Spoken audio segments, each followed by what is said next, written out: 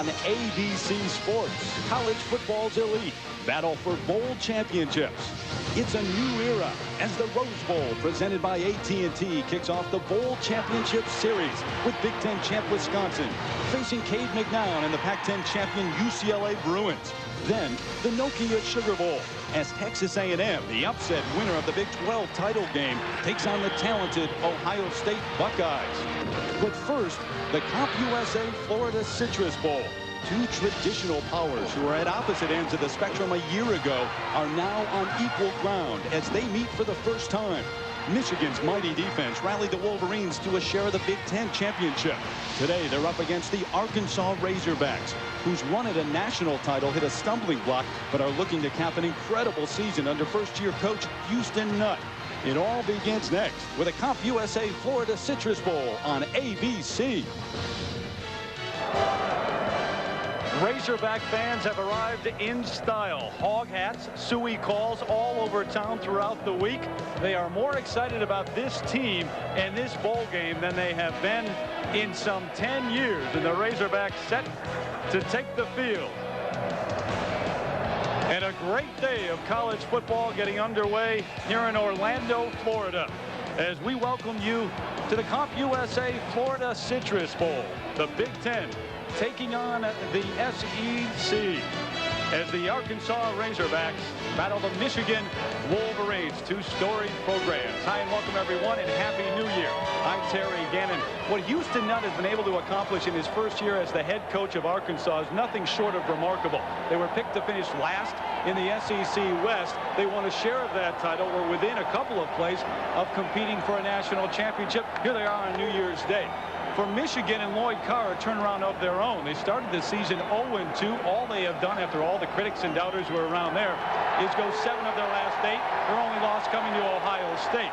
And Tim Grant, by all accounts, when you look at this game, it should be a heck of a matchup. I think it's going to be fun. Inside this stadium, you would think this is the national championship game. I can tell you this, Arkansas has scored a lot of points this year, and the reason the Hogs have is because of Clint Sterner, their quarterback. This guy is a strong, tough, hard-nosed quarterback that really gets it done. 26 touchdowns this year. He is the emotional leader of the Hogs. But the big play guy, the go-to guy, the difference maker, that's Anthony Lucas. He is a great wide receiver. He averages 23 yards a catch. The philosophy is, if everybody's covered, throw it to Lucas and he'll go get it. But make no mistake about this, the Hogs are 9-2 because of their defense. It is a speed attacking defense. It stops the run, and that could cause a problem for Michigan. Take a look at these numbers. Now, Michigan has been inconsistent with its running game this year.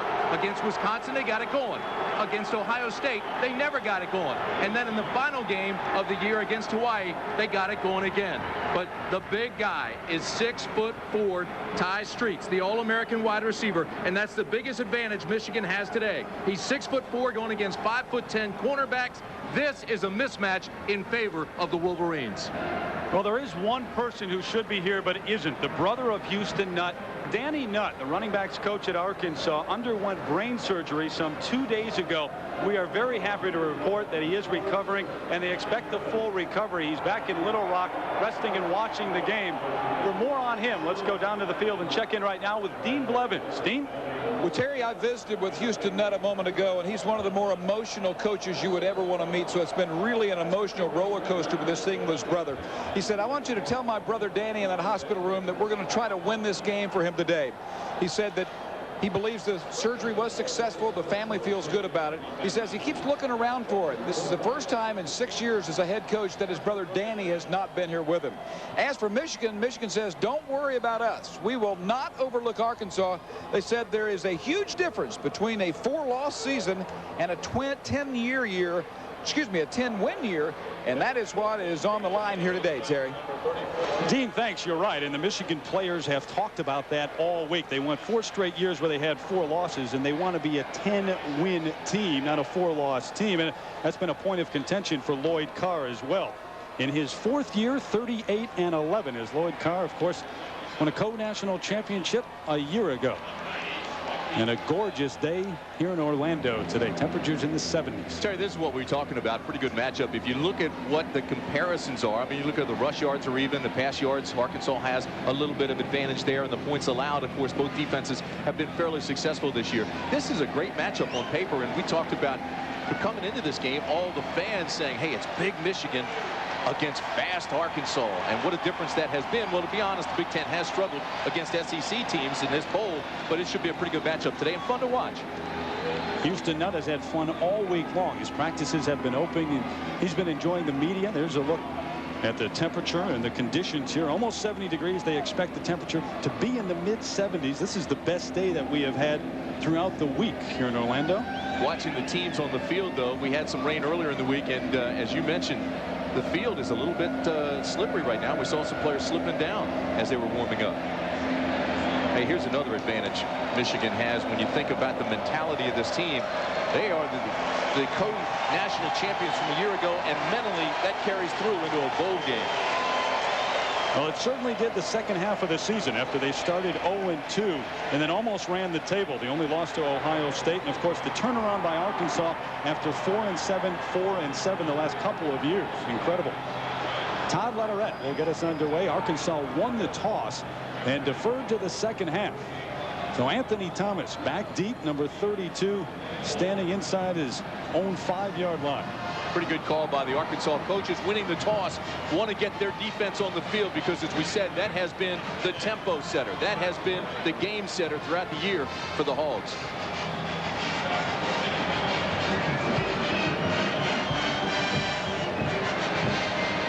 Thomas, the sophomore out of Winfield, Louisiana. The A-Train, they call him.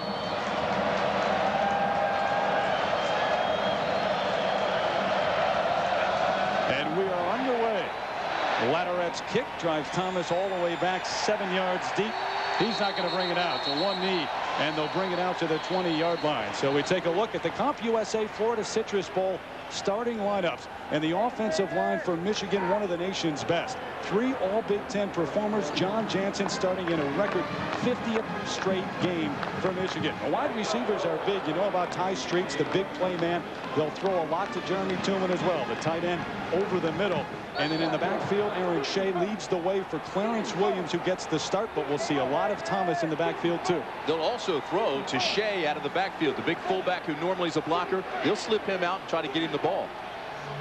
First play of what should be a great one here in Orlando. Clarence Williams gets the call on first down over the left side, out to about the 23-yard line before Jamel Harris, the inside linebacker, makes the hit. And the defense, you look at the front for Arkansas, they are deep, they are athletic. 3 seniors led by Melvin Bradley, an all-SEC defensive tackle. Harry Wilson, 27 years old, a former rodeo star, and Jamel Harris, very quick. And Arkansas goes with 5 defensive backs. The matchup today, David Barrett on Ty Streets. Second down for the Wolverines, and Williams again with a call to carry ahead for about 3. It'll bring up 3rd and a long 2, maybe 3. When Michigan comes to the line of scrimmage offensively, I want you to look at the other side now and look at the white shirts. Defensively, Arkansas will take 10 of their 11 guys and put them like within 4 or 3.5 yards of the line of scrimmage. Everybody's uptight. Everybody is confident that they can't get beaten, even if they're up near the line of scrimmage. We mentioned the Razorback fans here, but the Wolverine fans here in mass, as they always are, for a bowl game. 3rd and 2. Williams looking for room, not going to find any. Stacked up behind the line of scrimmage, and they have lost one. Jeremy Flowers was in there first. He got help from Harry Wilson. Again, they jam all the gaps. You look at how close everybody is to the line of scrimmage. You've got the one safety back here. That's it.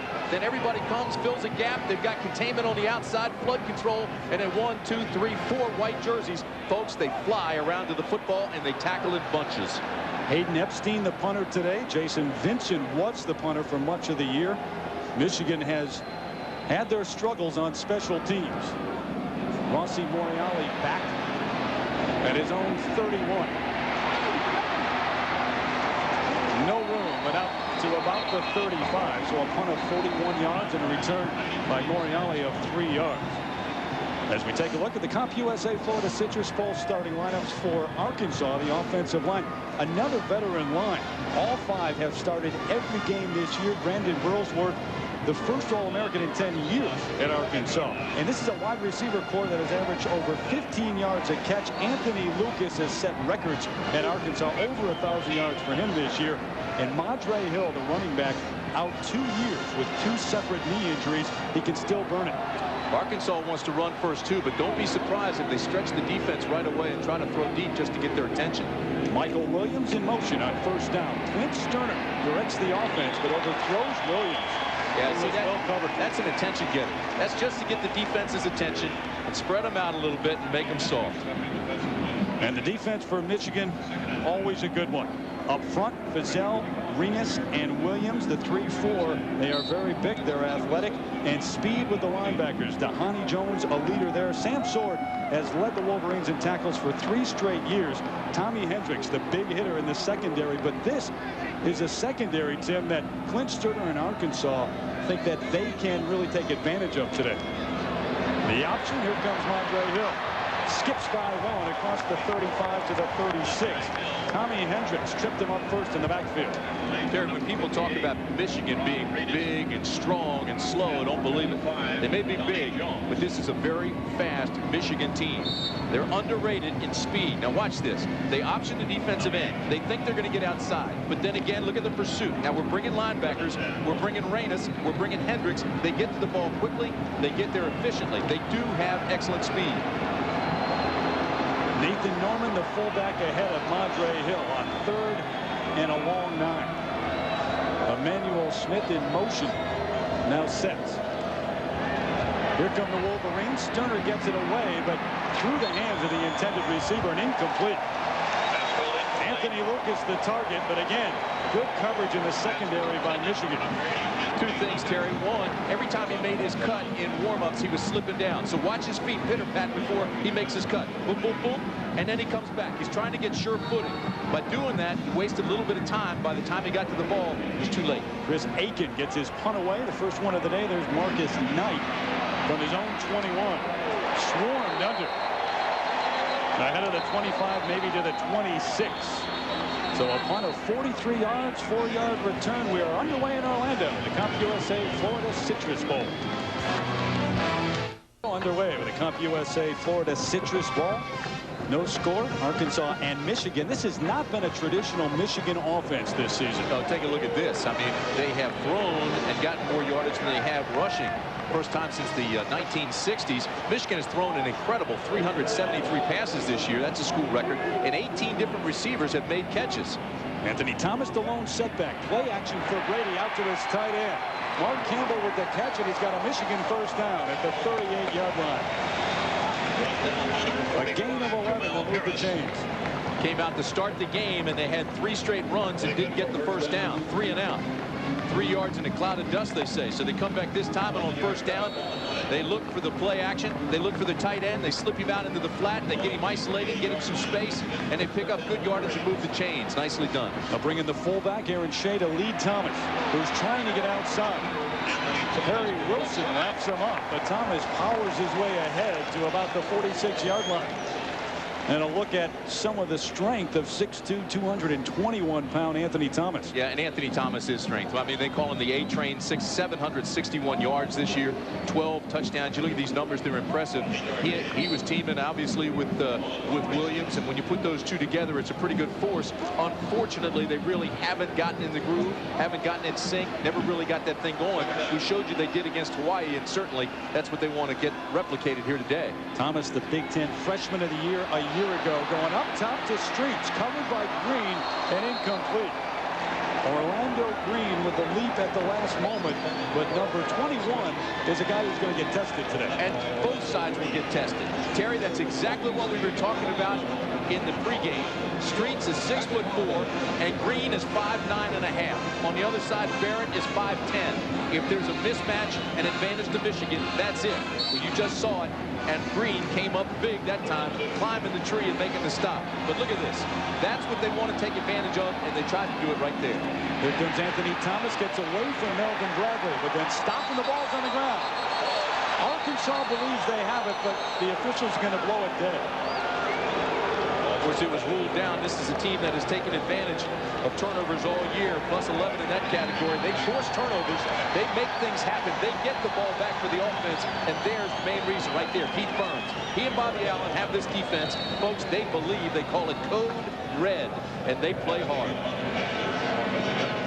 Keith Burns will wear you out just talking to him for about 10 minutes. He's one of the finest defensive coaches in the country. Should be a head coach.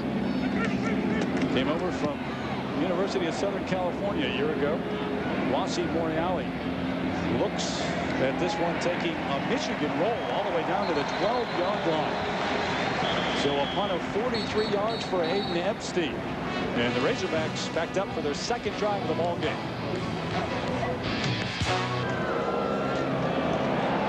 The give to Madre Hill. Right south side, first good game of the ball game for Hill and the Razorbacks out to the 23-yard line. Hill, a guy who you have to feel for, out for 2 years with 2 separate knee injuries. Madre Hill is a medical marvel.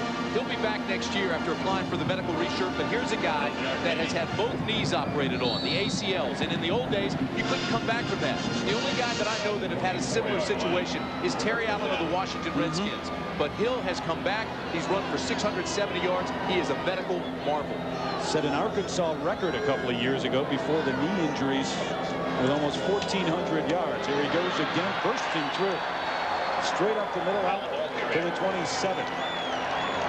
Hill, a senior out of Melbourne, Arkansas. Ian Gold, the speedster linebacker, made the stop. Take a look at Sam Sword. Here's number 93. This guy has been your leading tackler 3 straight years. You see how balanced he stays? See how he plays that inside out? He averages more than 9 tackles a game. First Wolverine since Eric Anderson to lead the team in tackles 3 straight years. 38th straight start for Sam Sword. Quick out, Emmanuel Smith. Nice catch behind him, but not much room at all to run. To the 32-yard line, got to get out to the 34 for a first down. James Hall in on the stop in the coverage along with Whitley. Smith, a guy who has caught 25 passes on the year, but Tim, 13 of those have come in the last 3 games, so he's getting even more action for Houston Nutt. And Michael Williams had 44 catches, and all that does is help take some of the pressure off Anthony Lucas. It pulls away some of the coverage and frees him up. Sterner directing traffic on 3rd and a long 2. And a 3-receiver set. Hill the lone setback. Quick drop, quick out. Smith can't get there. And they'll have to punt it away once again to Michigan. Talked at the top about Arkansas scoring a lot of points. Certainly Michigan has had a lot of points this year as well. But these 2 defenses will really make the train run. They're the engine that drives this thing. Sterner so far overthrowing his receivers, too. You see that a lot with all the emotion. That's adrenaline flow. You're right. Diallo Johnson back at his own 30. Johnson, a nice move, still up. Scrambles out to about the 37-yard line. And a host of tacklers bring him down. A 40-yard punt, 7-yard return for Johnson. And the Wolverines take over. Through the first here in Orlando. Let's go down to the field. Check in with Dean Blevins. Guys, you mentioned Keith Burns a little bit earlier. He's another one of those high-octane Hawk coaches. He was one of the 5 finalists for the Frank Broyles Assistant Coach of the Year nationally. He told me earlier today that that was really a nice honor. The numbers, though, are significant. The turnover ratio is terrific this year for Arkansas. Plus 11. Last year, minus 8. Other numbers, the Hawks this year SEC in lost yardage plays and inherited a secondary that was one of the worst in the SEC. Now they're number 2. This guy, Tim, as you mentioned, he will be a head coach within the next 3 years. Clarence Williams gets the call on first down. He's got a big hole. Finally brought down inside Arkansas territory at the 45-yard line. A big gain for Williams, the senior out of Detroit. He goes for 18. Yeah, see, and that's not something Keith Burns likes right there. That's something he'll adjust to in a hurry. He makes his calls, and he'll do it accordingly. He's just feeling things out. But you know what? To put an exclamation point on what Dean was talking about, remember Bob Toledo was an assistant coach, and you could watch him and say, that guy's going to be a great head coach. And he has been at UCLA. You look at this guy, and you say, he's going to be a great head coach, either at this league or the next league, playing on Sundays. But he's that kind of teacher, that kind of coach. First down for the Wolverines. Going to Ty Straits, wide open inside the 30. One-on-one with Orlando Green. No contest that time.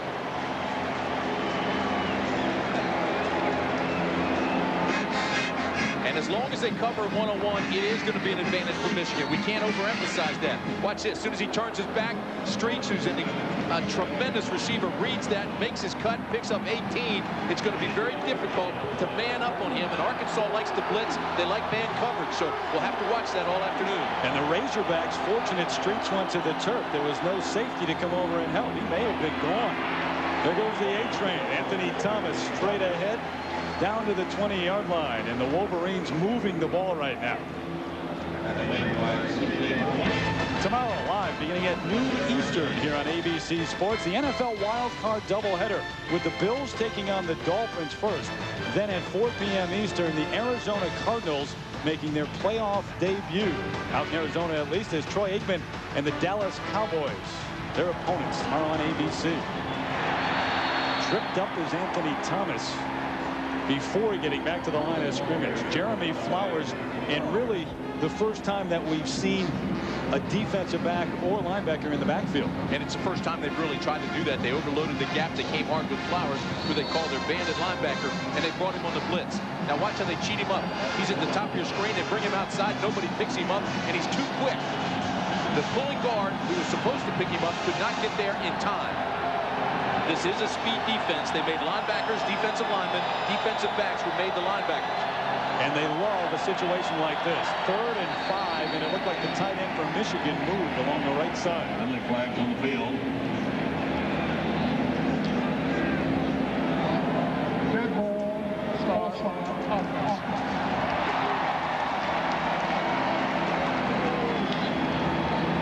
John Smith, the referee today, in his crew working.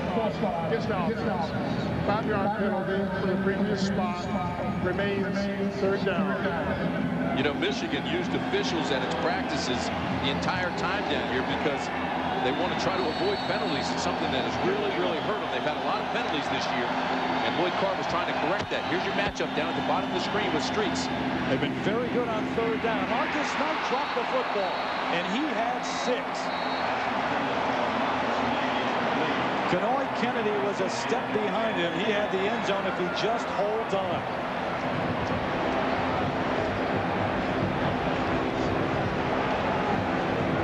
It was Streets who got all the attention, and then what they did was bring Knight inside and tried to get him under the safety. Kennedy, 29. They did have him beat. That ball's got to be caught. It was perfectly thrown. Should not have been dropped. Jay Feely on for a try from 43 yards. Got plenty of leg and inside the left upright. So Feely gets the Wolverines on the board with 3, but Arkansas perhaps feeling fortunate. They should have had 6, and Brady knew it. 3-0 Michigan on top here in the first quarter. Terry Gannon, Tim Brandt, Dean Blevins, and about 20,000 Arkansas fans.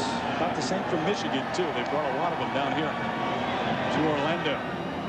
Back deep, Emmanuel Smith on the right side of your screen. Hubert Loudermilk, number 39 on the left side of your screen. And there's Hayden Epstein, who will kick off once again.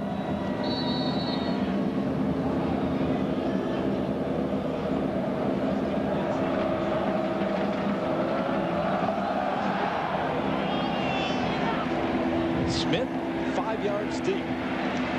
And they'll bring it out to the 20. Well, Monday night at 8 Eastern, 5 Pacific, right here on ABC, the home of the Bowl Championship Series. It's the Tostitos Fiesta Bowl from Sun Devil Stadium in Tempe, Arizona. Number 1 versus number 2. The Vols with T. Martin against maybe the best defense in the country for the national championship.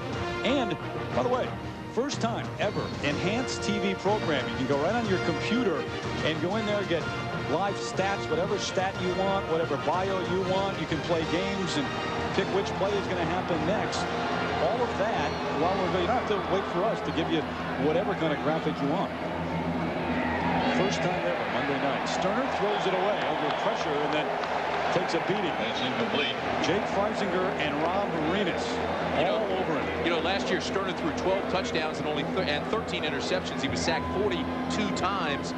Well, this year 26 touchdowns, only 8 interceptions. You can see they cut that sack way down, more than half. He's only 1 for 5 here today, and I'm going to tell you this, folks, Michigan is getting after him. You saw it affected him there. They came with the pressure. He was smart enough and experienced enough to not take the sack, throw it away. But that's been the biggest improvement in this Arkansas offense. But Michigan is bringing some heat. Grant Garrett, by the way, the center, is starting today. He's had a back problem all week long. Has not practiced much at all. Chris Chakuma. Chris Chakuma, his first carry out to about the 25. Dean, what about the field? You've seen so many players slipping early on here today. Well, Terry, that type of play, north and south, it's not a problem, but it's a perfect weather day, but it is slippery. Houston Nutt before the game said, hey, man, did they water this thing? He's concerned about it. Michigan is as well. I generally wear tennis shoes that can check it out, but the bowl season's brought some better shoes, so I can't tell you, but they are slipping, it looks like to me. Yeah, they really are. We noticed that in warm-ups. Receivers making their cuts and defensive backs making their breaks. Be careful of those wingtips, Dean. Moriali, the intended receiver, had a step on Whitley, the cornerback, but again, Sterner not able to deliver. And it brings up another 4th down for the Razorbacks. Well, he did have some space. Michigan was in his zone. He found the open area in that zone, and Sterner just couldn't hit him. Sterner right now is struggling. He is not throwing the ball very well. It could be adrenaline, whatever it is. He's got to start settling down and getting the ball to the receivers. Yellow Johnson awaits Chris Akins. Punt under pressure. They almost got it. Did not get a piece of him, though. Johnson brings it back across midfield to the 49. Michigan almost had a piece of that.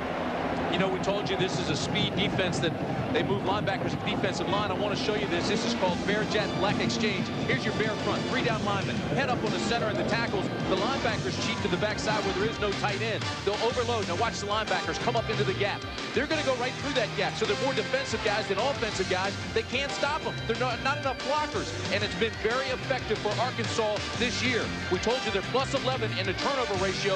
Folks, this defense makes things happen. And it's designed by that man, Keith Burns. And now you've got a new quarterback in for Michigan, Drew Henson. The freshman who has got all the publicity as Williams takes it over on the right side and gets ahead for about 3. But Henson, the 3rd-round draft pick of the Yankees, and a Sports Illustrated story on him earlier in the year. A lot of fanfare surrounding him. Has played in 7 games, but now we see him here in the bowl game. You know, he came in with the same kind of hype that Joe Montana, John Elway, Dan Marino, all those guys were getting. During the run, holding, offense. 10 yards from the spot of the foul remains 1st down. Let's get a report from Dean right now in that situation. Dean? Guys, I talked to Stan Parrish before the game about the potential of Henson, and he says he's not only a great quarterback, they believe he has the potential to be the greatest quarterback ever at Michigan and think he'll have a chance to make great strides in the spring. Timmy, this guy's got a lot of talent. There's no question about it, but you hate the burden of potential. You know that? Now, you bring a young kid into this situation, Dino, and this is what happens. Everybody gets a little jumpy. The cadence is different, and you've got 2 penalties in a row. Got a fullback, Evan Coleman, a freshman. He came in on that play, and he was the man who jumped. Dead ball, 4-star offense. 5 yards remains 1st down. You know, anytime you bring a kid in like this, who coming out of high school, who's got articles in Sports Illustrated and everything else, you know, Mike DeBoer's making a call here, and he's saying, I'm taking the stud out here. I'm gonna bring him in and see what he can do in the Citrus Bowl. But right now, it's caused some problems with the offensive line and the cadence and the penalties. So it's 1st and 27 now for Drew Henson. Not the spot you want to come into. Straight drop, setting up the screen. There's the fullback Shea, who's pounded to the turf at the 30 by Zach Painter, the rover, who has had an outstanding year. He was a cornerback. He was moved to that strong safety spot, and he's flourished. Boy, here's Flowers again making the big play. And then there's Painter on the outside. Now watch him. Gets around the block, against speed, outruns the pulling guard, and gets to the outside. He's the contained man, flood control, forces it back in and makes the stop. You know, he's 2nd leading tackler on this team, all conference. His dad played for the Jets. He was raised in football, and he's a smart player. And he was really one of the objects of all the frustration and a lot of criticism last year. When Houston Nutt came in, he couldn't believe how they felt about him. He's had a terrific year this season. There goes Ty Streets with a catch over the middle. Not enough for the 1st down. To the 45-yard line of Arkansas before David Barrett got it. You know, it is incredible to me that that play goes 24 yards and they still don't even come close to the first down. Why? Because of penalties. But look at this. Here's your 7-step drop, and watch the young guy step up and fire it. But he looks like he's starting to aim it a little bit. He's not letting the athletic ability take over. But the ball was perfectly thrown, and the big guy was working on the 5'10" Barrett. 3rd and 60. Alo Johnson wants to throw it. Throwing it back to Henson. And perhaps that's what Lloyd Carr had in mind when he brought in Drew Henson. There is a flag on the play. Well, if that's the reason he brought him in, then they went through a lot to get that play off. Because this is the 3rd flag in 6 snaps, and they had a 24-yard completion, and it's still 3rd down and a taxi ride for a first. And now you've used up the trickery that you had planned.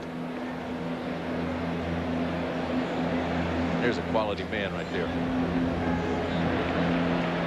We have no penalty. The pass never falls. A line of scrimmage. By rule, incomplete pass. 4th down. As soon as they set this up, you knew it was either a flanker screen or a throwback. Now, they didn't disguise it very well right here because, see, he doesn't even look like he's going to run with it. He pulls it back, throws, and now all of a sudden, look at 21 Green trying to readjust, gets around the blocker. It still would have been close whether he got the first or not had he made the catch. Orlando Green read it. He was the one man who was right there behind that line that was set up, the wedge. And Epstein's punt goes into the end zone. 45 yards. He'd like some of those back, though. They'll bring it out to the 20.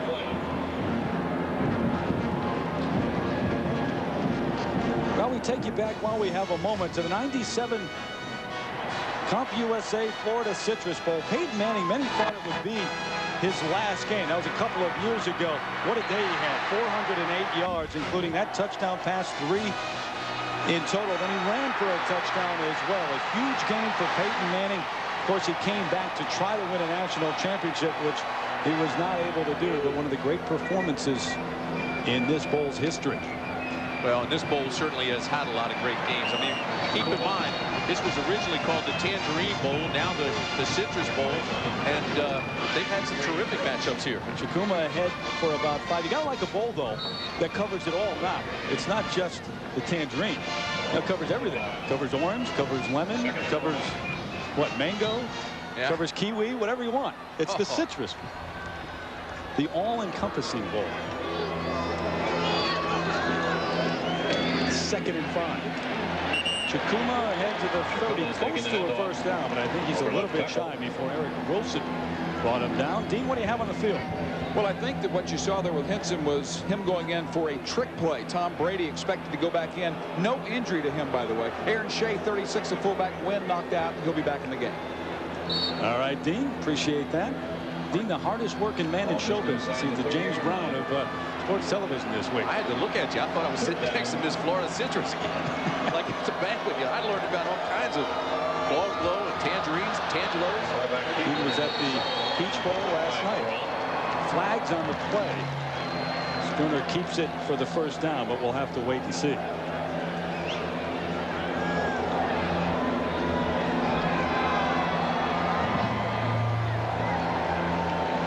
Jim Herman not happy about that on the sideline, the defensive coordinator. Well, aerial coverage of the CompUSA Florida Citrus Bowl. Defense. 5 yards in the previous spot. Being brought to you by the Bud 1 Airship. There it is, high above Orlando, Florida. Gorgeous day. Good look at the Citrus Bowl. Quick drop. Sterner wants to throw and throws it away. Anthony Lucas was hooked up one-on-one with Andre Weather. Still not comfortable, though, Terry. He's taken the short drop to get away from the pressure. When a quarterback takes those 3-step drops, it's hard for any defense to get to him. But even there, he doesn't look comfortable, and he's not throwing the ball well. Like a pitcher, when he's not breaking his back and he's coming in high with the pitch, that's what's happening to Sterner right now. He's got to step in to his throw. He's got to be more relaxed and stop aiming it. Just let his athletic ability take over. But look at this, 1 for 7, 4 yards. Here's a guy who set the season records for Arkansas in yardage and touchdowns this year. There goes Michael Williams. Knocked out of bounds. And hit late, and a flag flies. That's going to be a personal foul against Tahani Jones, who is a good, clean player. I think just lost his position on the field. Michael Williams, the receiver. And there's the personal foul that you have against Michigan. Anthony Lucas was getting all the attention, so a good read by Sterner goes to the backside to Williams. Once he gets around the corner now, he's out of bounds there. See, here comes Dhani, and Dhani takes him out of bounds, and they throw the flag immediately. No question about it. I think Dhani, again, being emotional and maybe lost his position on the field. Not a real smart play from a brilliant player. I mean, there is a guy that's going to be a doctor. He's a medical student. He's like a Renaissance man, and you don't see him make mistakes like that very often, and Lloyd Carr's not happy. Speaking of emotional, Lloyd's still getting a piece on the sidelines of the official's ear. It's a fine line. I think it was a good call as well. And when you're charging like that along the sideline, it's tough to pull up and not make contact. Well, when he steps out of bounds like that 10 yards before the tackle, that whistle better be blown. First down at the 41. Chikuma over the left side. Chris Chikuma, the leading rusher this year for Arkansas with 870 yards. He and Mondre Hill, both potent runners in the backfield. Terry, Houston Nutt's offense is not as complex as Case Stevenson's was last year, and that really has helped Sterner. But what really helped the turnaround was the year's experience, a better offensive line, and the running game got better. Bingo. Now you've got an explosion of experience and talent, and this guy's simplifying things. He's a positive thinker. They started believing in his system, and even though it was more simple and simplified, they execute, and they've been successful. Marvin Caston, the fullback, now ahead of Chikuma. As Smith goes in motion, they'll give it to Chris Chikuma. Fights his way to the 37. Ahead for two. Joaquin Fizel made the stop. Did you get a chance to talk to Houston Nutt before the ball game? Yeah, you know, following up on what Timmy said, you know, I think this positive sort of evangelical style of his, the players bought into. Interestingly, he told me that initially the players thought perhaps it was a fake, that, you know, the rah-rah stuff wasn't for real. But sooner or later, when you get to know Houston Nutt, that is his real persona, and it's worked. Dean, he spoke at a church the other day here in Orlando, had 5,000 people on their feet at the end with a standing ovation. Wow. 3rd and 6, quick out, and down goes Williams. James Whitley just popped him. The sophomore out of Norfolk, Virginia, got there quickly and made sure that Williams couldn't get anywhere near the first down. Again, we tell you that Michigan's defense does have speed. The play action, they get the quick drop, they get him isolated, and look at this. There's the speed of Whitley coming up and making the sure tackle in the open field. If you're going to make a tackle in the open field, you've got to make it high. Don't go for his legs. And on 4th down, Arkansas is gambling. They're in the 4th down area, and they're going for it. First major decision of the game. Houston Nutt wants to go on 4th and 4. The option, Sterner keeps it, nowhere to run. James Hall, the rush linebacker, in there before Sterner could even think about the pitch. Keep in mind, James Hall was an outside linebacker. They moved him to defensive end. His responsibility is the quarterback, and he's not going to take the pitch fake. He stayed with the quarterback, and he made the tackle. Watch this. Now, Sterner's going to read the defensive end. He's going to try to fake the pitch and get him to go. But Hall stays right there, tucks his tail, skies his eyes, make a form tackle, perfectly played, and they stop him on 4th. This is a set of linebackers that is awfully quick for Michigan, and Hall, one of the quickest on that outside. Whether he's a rush end or a rush linebacker, there goes the A train. Anthony Thomas to the 45. And Brady was back in at quarterback for Michigan.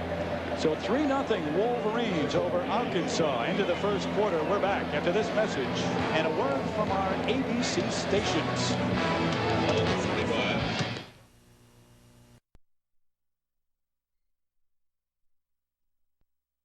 Quarter about to start here in Orlando. The CompUSA Florida Citrus Bowl, and the Wolverines up 3-0 over Arkansas. Michigan with Tom Brady back in at cornerback. Hands it off to Anthony Thomas, who's had a big day already. And they'll move the chains. Thomas ahead for the first down before Kenoy Kennedy, the free safety, can stop it. And Dean Cleven's down on the field with an injury update right now. Dean? First significant injury goes to Arkansas. Number 41, Melvin Bradley, has gone to the locker room. It's a new injury. He has turf toe, and that's sort of like, Tim, I'm sure you've had it, both of you, it's sort of like pirouetting on a big toe with gout. That can be really painful. DJ Cooper, not to be confused with DB Cooper, by the way, is in for him, number 99. Yeah, and you say turf toe and people think, well, how bad could it be? But it is awfully bad. Sometimes worse than a break. I mean, it's like a badly sprained toe. Just can't put pressure on. Tom Brady with no one open inside the 40 to the 39. Brady, a guy, the junior from San Mateo, California, a record-setting year for him this year. He had 200 completions in 323 attempts, both Michigan records, and he set records in the game against Ohio State too. In a year that Michigan threw the football much more than usual. Well, I tell you, Brady, he learned to compete early too in life.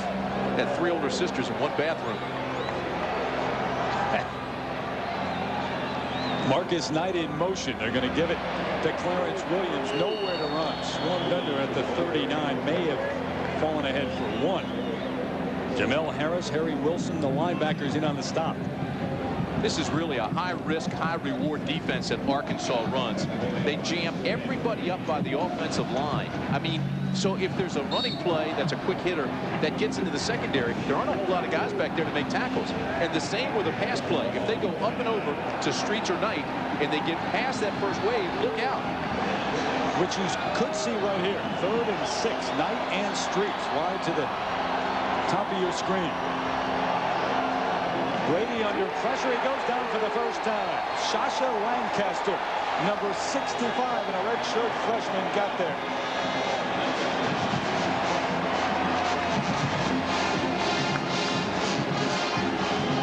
You want the definition of a free spirit?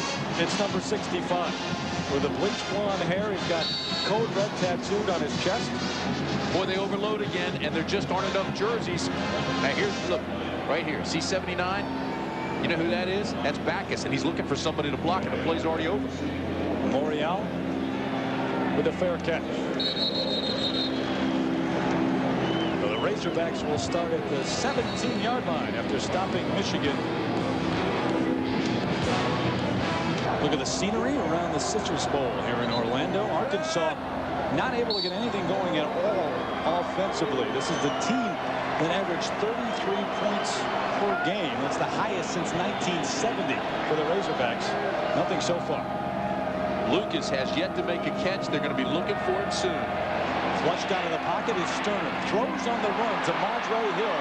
He's got a first down at the 31. So maybe the Arkansas offense starting to get something going. Well, they're going to start throwing more, and it looks like Sterner now starting to settle down. Once they get that pass play going and they start opening up their passing game, the running game will follow. With Chakuma and Hill, those guys will start running as well. Here, it was the pressure. This was designed to be play action. He looks to the left for Lucas, but then he comes back, and now he's just looking for a safety valve, and that, of course, is Hill, who slipped out of the backfield to help him out. A gain of 14 before Ian Gold ran him down. So 1st and 10, quick out. Flags on the play. Nathan Norman with the catch out of the backfield. And brought down at the 35, but they may bring this back. Andre Weathers on the coverage and the stop.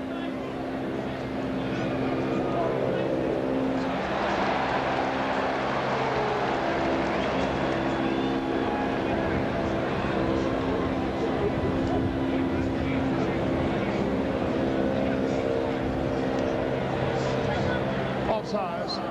Defense. Line up in the neutral zone. Time to the spot. 5 yards.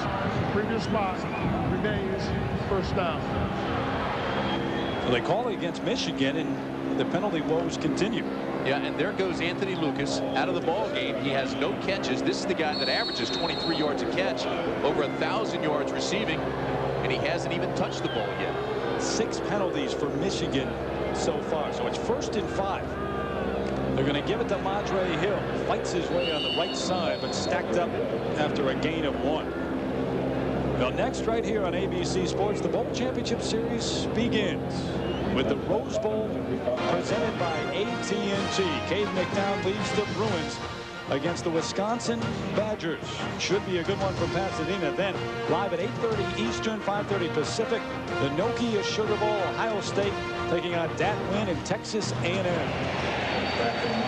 There goes Madre Hill over the right side again, a short game. Pretty interesting what they did there, Terry. You went to that promo for the Bowls coming up.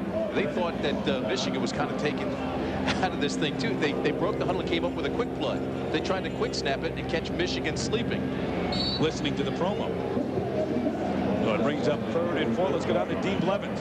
Hey, guys, watch Houston Nutt here waggling in his own plays. Timmy, you don't see it too much. You know, Steve Spurrier, he hires guys to do that. Al Mumby calls plays, but he doesn't waggle them in. Houston does it all. You know, Norv Turner does that in Washington as well with the Redskins. It's rare, though. It's worked better this year for Houston than it has for North. 4 receivers. They're going up top. There goes Lucas with the catch. His first of the afternoon. To the 37-yard line of Michigan.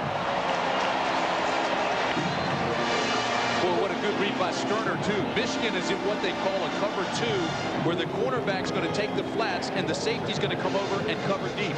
So they've got him high-low, and right in between those two, Sterner puts the ball. Look at that. High-low, you got defenders top and bottom, and he still puts the ball in between them, and he gets his guy. Lucas's first catch today, but they'll start looking to him, I guarantee you.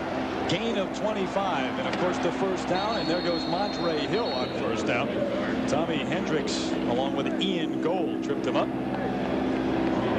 Hendricks, the hardest hitter in that secondary, the junior out of Houston, an all Big Ten performer this season.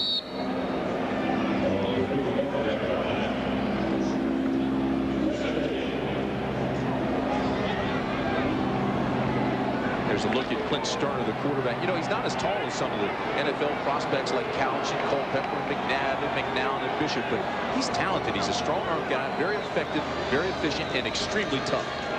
Yeah, not impressive in the airport or the lobby, but he is on the field, and this time he goes to Michael Williams. Inside the 5 to the end zone. Williams with a touchdown catch, and the Razorbacks are on the board.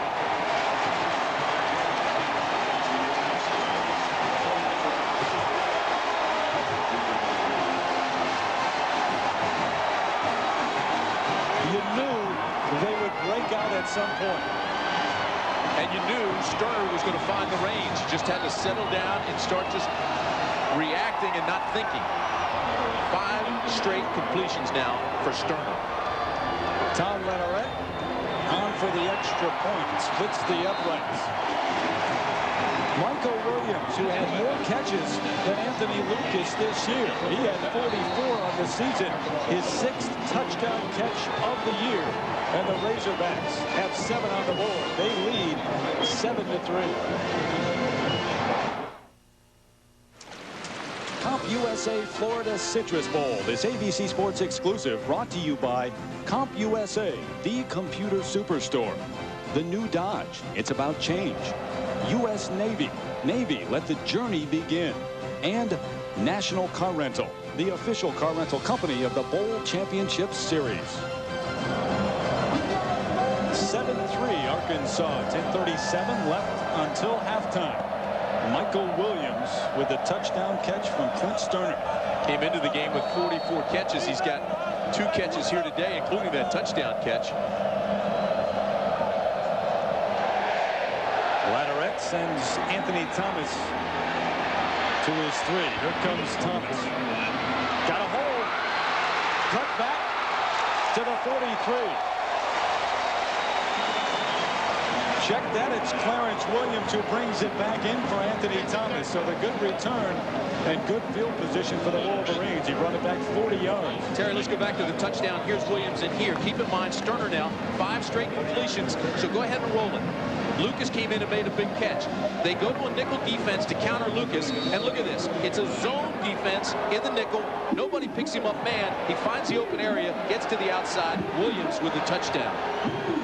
Marcus Ray had the best chance at getting him. That's a maligned secondary, though. Clint Sterner thought he could take advantage of it.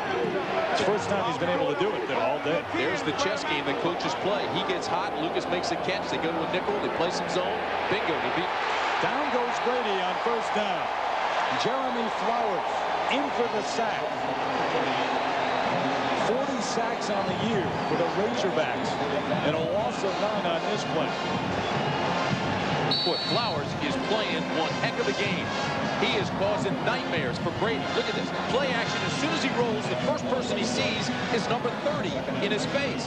Now, he was a strong safety last year. There's another one of those adjustments they made to get more speed at linebacker. 102 tackles for loss and 39 sacks. Those are school records for Arkansas. Anthony Thomas looking for room. Cutting back, still up. Finally brought down. at the 47-yard line.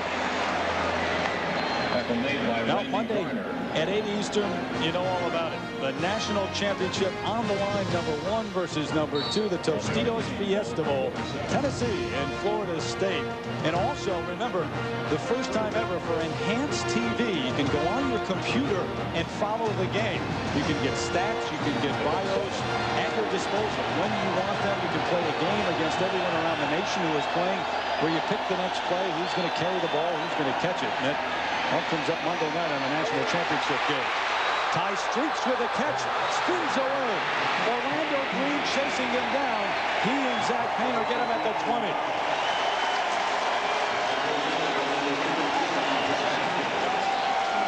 Third down and long. Michigan had a mismatch. They saw it as soon as they broke the huddle. There was no question where they were going.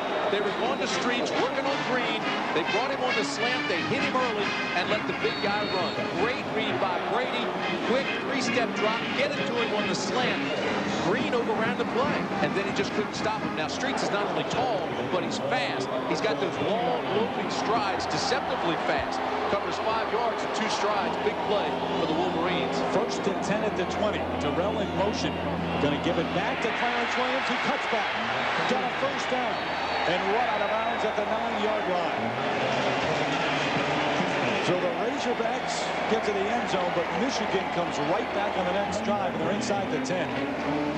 Boy, it's amazing how that goes hand in hand. You make a completion, then you come back with the running game. Defense is playing a little bit soft, and they busted straight up the gut. Clarence Williams has no touchdowns this year. As a matter of fact, you got to go way back to find a touchdown for him. I think September of '97, the last time that Clarence got to the end zone. So it's 1st and goal for Michigan and Lloyd Carr. A timeout on the field. Will take one as well. We'll be back in a moment. The Razorbacks up 7-3 over the Wolverines, but Michigan with 1st and goal from the 9-yard line. 8:33 left until halftime. And it's a double tight end set that comes to the line for the Wolverines. Clarence Williams, the lone setback. Marcus Knight to the near side. Ty Streets to the top of your screen. Williams looks for room. Tripped up, falls ahead for maybe 2. And you wonder if they're going to try to get Clarence Williams that touchdown that has eluded him since the beginning of last year. Interesting what Michigan's doing here to counter that guy right there, Keith Burns. They're bringing Campbell, their tight end. They move him in motion. They set him into an H-back position, and then they bring him up in front of the running back. Look at 88, the tight end. They're bringing him around. They're sticking him in front of Williams, so you're getting an extra blocking back. And I mean, Campbell's huge at 6'6", 260. 2nd and goal from the 8. Here come the Razorbacks. The fade to Streets. Well covered, and there was contact. There's the flag. David Barrett locked up one-on-one with Ty Streets, but he got the arms in there. Michigan coaches telling us they get down in the red zone. There's no question they want to take advantage of the height mismatch. Streets 6'4", DB 5'10". Watch banging and pushing and shoving down here. They're bumping and grinding, both looking back for the football. Incidental contact. Should not be a flag thrown on that play. Should not be a flag. Both guys looking back, gaining position. They call it interference. By the defense, the penalty takes place in end zone. By rule, the ball will be placed on the 2-yard line, 1st and goal.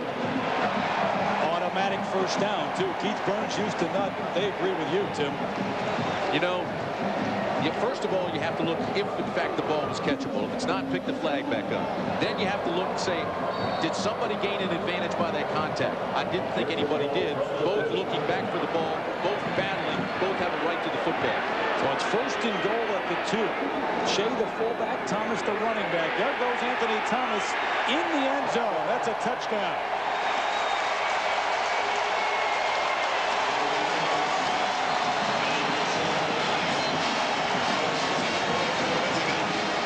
Aaron Shea, the fullback, led the way for Anthony Thomas. His 13th touchdown of the year. Boy, what a great job by the Michigan offensive line. You roll it, and you stop right there, and you say, wait a minute, there's no hole. He stopped at the goal line. But the official down here in the right-hand corner saying Wilson got there late. The ball broke the plane. Touchdown, Michigan. Great effort by Thomas. Feely's extra point up and good. So we expected more of this from the outset, but here in the second quarter, we got some offense. Thomas with the touchdown run. The man that led them sitting right next to him. 10-7, Michigan. Lead with the A train on this touchdown, Anthony Thomas, but watch how close it is. Here's Wilson with a hit at the goal line. Does the ball break the plane? Well, I'll tell you this, that's awfully close, but it did break the plane. That is a touchdown. And even though they pushed it back, the officials right there made the call, and Thomas gets the score. 6 carries, 56 yards, 10-7 lead for Michigan, but it was awfully close. I don't think the official expected Thomas to go in the other direction. They expected him to end up 3 yards into the end zone. So Lloyd Carr's squad on top, 10-7. Just under 8 minutes left until halftime. Emmanuel Smith, Hubert Loudermilk back deep for Arkansas.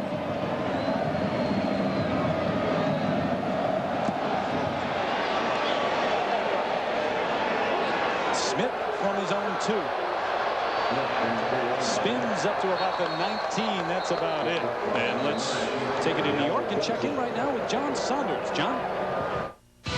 Fair little update from the Outback Bowl. Kentucky against Penn State. The Nittany Lions have been struggling moving the football here. Choppy Fields goes around the end. Plus a couple of tackles and 19 yards for the touchdown. 26-14. The Nittany Lions with the lead. Terry, back to you.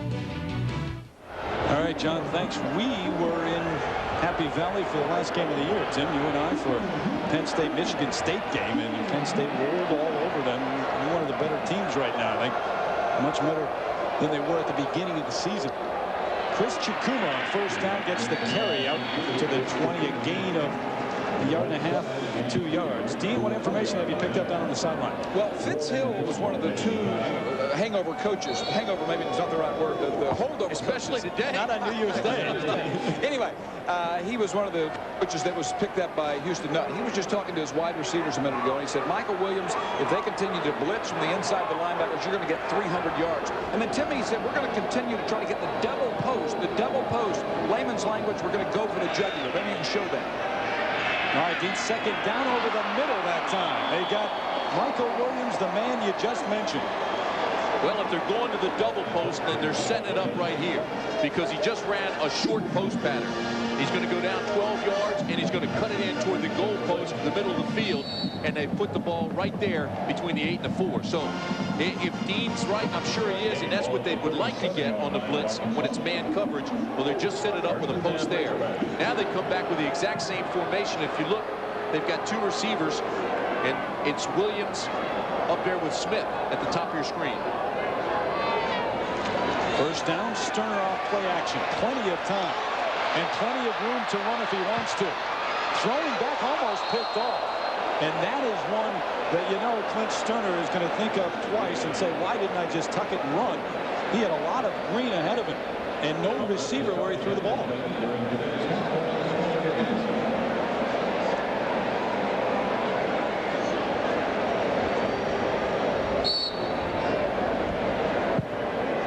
It's play action. Now, they didn't try to run the double post here, but the play was not there. It was well covered. He still throws to the middle for the post coming back, but what happened was Williams, who was supposed to be there, went outside and never brought it back in. So it's 2nd and 10. They run the draw to Chikuma, who bounces out. Tommy Hendricks wraps him up along with Dahani Jones, but a good gain for Chikuma, a gain of 5 on the play. Chikuma bigger than Madre Hill, the other running back for Arkansas. He goes by 225. Well, the name of Dahani Jones, guy from my neighborhood up in Maryland, a free-spirited hitter. We talked about him earlier about being a Renaissance guy. Here is a painter, a poet. The guy is very, very intelligent. He has great grades. He's a National Honor Society guy at a high school. Mom's a doctor. I mean, it is just one of those quality families that you like to hear about in college football. Wants to be a neurosurgeon, and there it's picked off by Ian Gold. He may get there.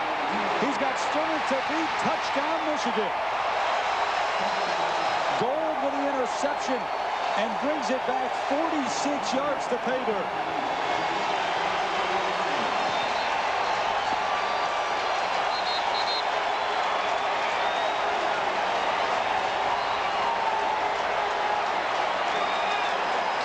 It's the Michigan defense that has caused all kinds of problems today for Clint Stoerner. Well, I agree with that, Terry. I also think that Stoerner is just not all there right now with his passing.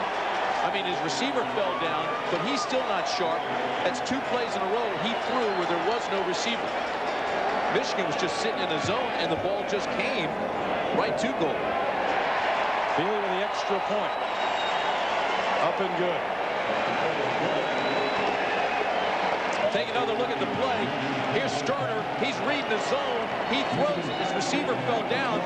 Gold's just sitting there. That is impressive. He just threw it right to him. It looked like it was intended for Gold, and he takes it home. Come back from an 0-2 start this season to win 7 of 8.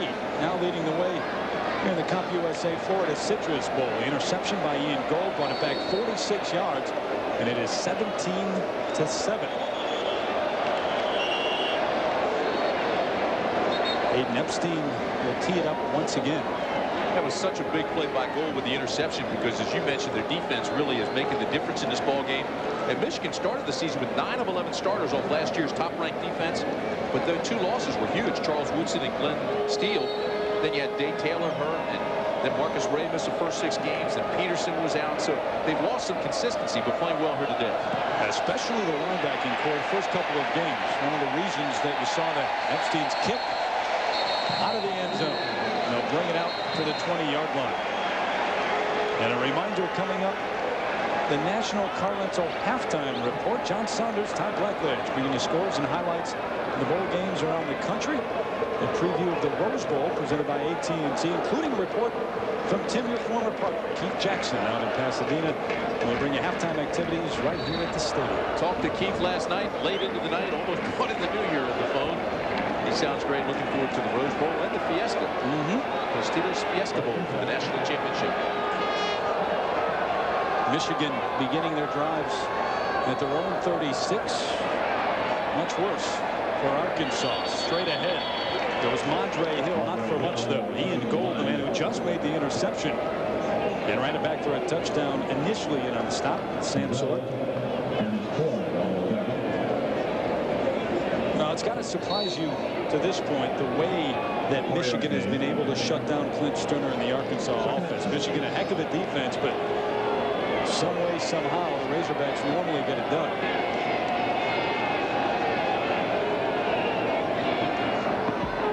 Play action for Stoerner. Quick out. Nice catch coming back for the ball. Emmanuel Smith out at the 29. His 3rd catch of the afternoon, right in front of Todd Howard.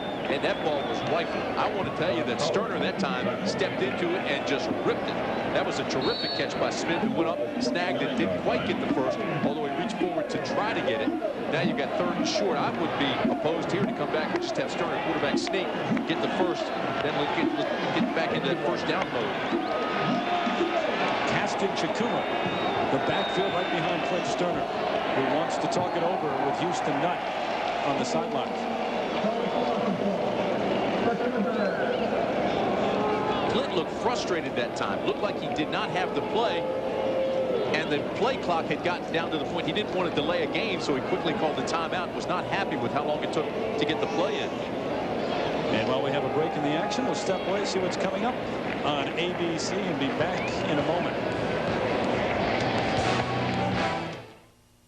If suddenly your TV could receive only one broadcast network, ABC would be that network. ABC has award-winning dramas.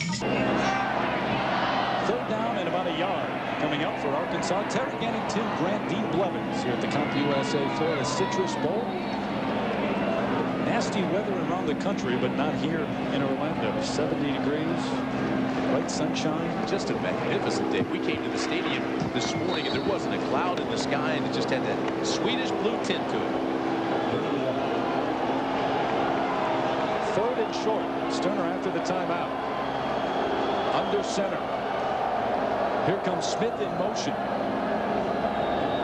Going to give it to the fullback Norman, who fights his way ahead, and he should have the first down. He scrambles outside the 30, and that's where he needed to get to, so they'll move the chains. And they'll have 4:21 until halftime here to get this offense going. You know, Grant Garrett, the center, came into the ballgame with a bad back. They didn't know how long he'd be able to go, but Garrett, Holsworth, Brown were right there clearing things out. They got the first down. But Garrett was slow getting up, the center, so we'll keep an eye on it. This has been an offensive line that it's been a surprise this year, how well they've played. You look at Garrett, Brandon Burlsworth, an All-American at right guard. Quick out, popped up. Fortunate that that one's not picked off. And you don't see that happen, well, maybe once or twice in a season. Anthony Lucas having to go right off his shoulder pad. Well, and he looked back quickly at Sterner and said, my bad, pounded his chest. He knew that was his fault. The ball was well thrown. The play was designed. Now they're going to hurry up and try to catch Michigan here without being able to put in their substitutes and change their scheme for the down and distance. Out of the shotgun and Sterner, they did this once earlier in the game and it worked. Flushed out of the pocket. Has room to run. And knocked out of bounds by Dhani Jones. He should be 2 or 3 yards shy of a first down, but a good gain on second down for Clint Sterner. I thought it was interesting when we were talking to Lloyd Carr about Clint Sterner. He said, you know, the thing that sticks out when you watch the tape on him and you break down the films is this is one tough guy. This guy is a quarterback who not only is talented, he's not only smart, but this guy, if he doesn't want to be a quarterback, Lloyd Carr said, he could play linebacker for Michigan because he's that tough. To which Sterner told us he wants no part of linebacker. Or Michigan at this point. Third down and 2, and an important one here for Arkansas. There goes Anthony Lucas. He falls down at the 38, got a first down in Michigan territory, and I'm not sure anyone tripped him up. But a big gain for the Razorbacks. Yeah, he dropped that pass a minute ago, and he trips on his own here, so he's not happy with himself. But he gets the matchup right here with Weathers. And watch, beats Weathers. It's a cover 2 situation, so the safety's supposed to come up and help Hendricks. 41, he doesn't get there in time. That ball was well thrown. Lucas with 22 yards on that play, and look at the average. The 2 big receivers, yeah. Arkansas, we told you earlier, the wide receivers averaging over 15 yards per catch for the entire season. Michael Williams, number 84, with a catch. And the short gain of 5. That's complete to Williams. Which they'll take on first down every time. Fourth catch of the afternoon for Williams. Short game of 5, sure. But what it does, it brings up second down and 5. So now the defense has to think, wait a minute, pass or run, they could do either. In the shotgun, probably pass. Time's a factor under 3 minutes. So Sterner will probably go on the draw. They spread the field, give it inside to Montre Hill, just as you said. And he's got a first down for Arkansas. On cue from Tim Brand, Montre Hill. With the carry. You know, I didn't give it to him. I give you credit. But he picked up 9. But that seriously is the danger of 2nd and 5, and that's why that pass was so important to set that up. 25. Well, it's first and 10 at the 25 now. There's the matchup with Gold. Out on Lucas. Sterner throwing it up, this time for Maury Allen. And incomplete. Threw it to the outside shoulder. Rossi turned inside. And that's not the matchup you'd expect them to try to exploit. Now, what they were trying to do is they had both those guys on the same side of the field, and they sent Lucas into the middle, hoping that he would pull the safety with him, but he didn't. They still had double coverage out there, so that play was a bust from the get-go. Numbers getting better for Clint Sterner. He was 1 for 7 to start the game, and then completed 5 in a row. Arkansas really has to get some points on the board here to end the first half, down 17-7. I mean, mentally, as much as anything else, playing against Michigan. Got 3 receivers to the far side. Michael Williams short-armed it. May have heard or seen Tommy Hendricks right behind him. Michael Williams. And Sterner, with those numbers a minute ago, he has had a few drops today, so they're a little bit misleading. 10-play drive, better than 3 minutes off the clock. And Arkansas down to 1 timeout now in the first half. 3rd and 10. So 3rd and 10 with 2:25 left until halftime. Play action for Sterner, throwing it up. Anthony Lucas, incomplete. Double coverage, and he was covered well by Howard and Patman. Ryan Cinco. Here he is right here working against Howard. Now when he gets to the outside, he still thinks he's got the double team beaten, but the ball again is overthrown. All he wants is a chance. Just put it in the corner and let him go up against those DBs and try to bring it down. So Tom Latourette, the senior out of Pensacola, Florida, on for a try. Latourette attempting a 42 yards away. Plenty of leg. Inside the left upright. And good. It's good.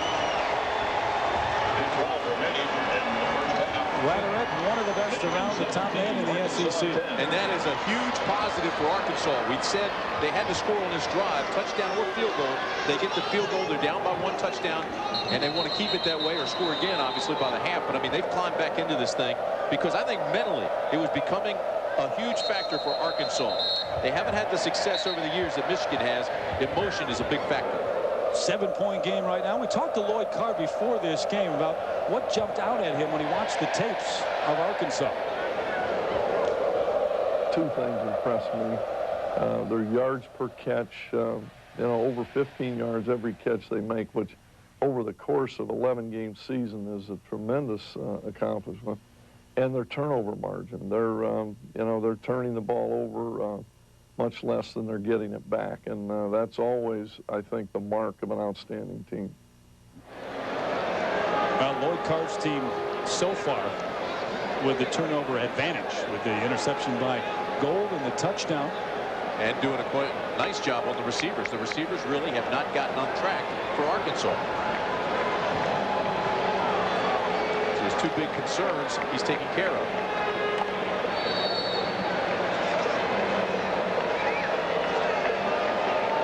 Anthony Thomas back at his own 4 to await Latourette kickoff. They switched it up. Thomas now goes up, but it's an up man who catches it at the 21. Rob Renas, I believe, was the man. Yeah. How'd you like to see that man coming at you with the football? Renas making the catch. Brought down at the 30. That's where the Wolverines will start. Well, you remember a year ago where the Wolverines were. They were out in Pasadena playing in the Rose Bowl. 23-yarder. From Brian Greasy to Jeremy Tuman in the 4th quarter, turning out to be the winning score, 21-16 over Washington State. Lloyd Carr's Magic Game 97 season. You just won the national championship.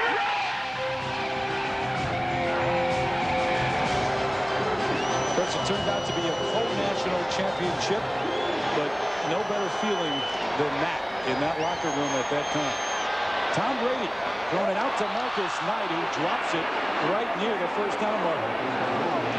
And just under 2 minutes for the Wolverines now to try to get more on the board. Second time Knight has dropped the ball that was right there. The first one could have been a touchdown. This one, of course, had the first and would have been a big pickup as they're now trying to get down in field goal range under 2 minutes to play in the first half. But that ball was perfectly thrown. And Michigan with 3 timeouts remaining. Right now, Knight, one of the better receivers are out. I mean, he caught 41 passes during the year, and he just doesn't drop them like that. Out of the gun is Tom Brady. Under pressure, throwing it back. They set it up to Thomas. And a blocker out ahead of him. Houston got a first down. And knocked out at the 42-yard line. Kenoy Kennedy made sure he got out of bounds. They'll move the chains.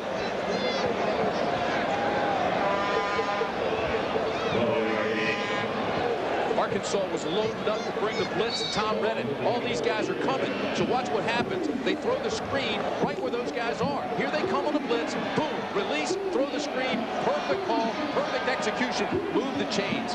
Outstanding play by Brady. His read, his execution, and the first down. They place it down at the 43 now for Brady. With plenty of time to throw. And overthrows Diallo Johnson, the junior out of Detroit, who was open over the middle. Pass intended for Johnson, incomplete. David Barrett covering defensively. A little oxygen on the sidelines. Second and 10. It was Michigan who came down a couple of weeks early, like they did a year ago, so they could get used to the heat. They were in Melbourne, Florida, and they came over to Orlando. Arkansas coming later than that, because they're used to the heat. Second and 10. Here comes Painter on the blitz. Picked up nicely. Complete to Terrell with the spin move. Brought down at the 31-yard line. David Terrell, the freshman out of Richmond, Virginia. And credit Brady for picking up the blitz and getting rid of it. Remember we told you in the open field, if you're a defensive back, you've got to hit a guy high. You don't want to go for his legs. You want to get him high where there's more body. You can get him. You don't have to worry about a hard hit. Just be sure that you make the contact. In that case, guys were diving at his legs and missing tackles at the impact with the point of reception. Keith Burns with that defense that blitzes and comes after you. They really haven't been able to get to Tom Brady at all. They've had pressure on him, but he's done nicely in the face of that. Going to throw for it all to Streets in the end zone, tipped away. Barrett got a hand on it at the last moment. Barrett just saved a touchdown, and Kennedy was late coming over because Streets was open. Look, he's got Barrett beaten here. If the ball is thrown to the corner, Streets has a touchdown. Now Kennedy will come into the picture, 29, but he was late getting there as well. If that ball's thrown into the corner, Streets has 6 more. Great job by Barrett making up ground to get to the ball. He's been their best cornerback all season long. The man who is the cover man. He's been locked on with Ty Streets much of this game. And he is again. Going 2nd and 10. Here they come after Brady. They set up a screen again. Thomas can't get away from Wilson. Harry Wilson, a great play. There is a flag. And it's on this side of the field on the near side at the 30-yard line. And it's going to go against Arkansas.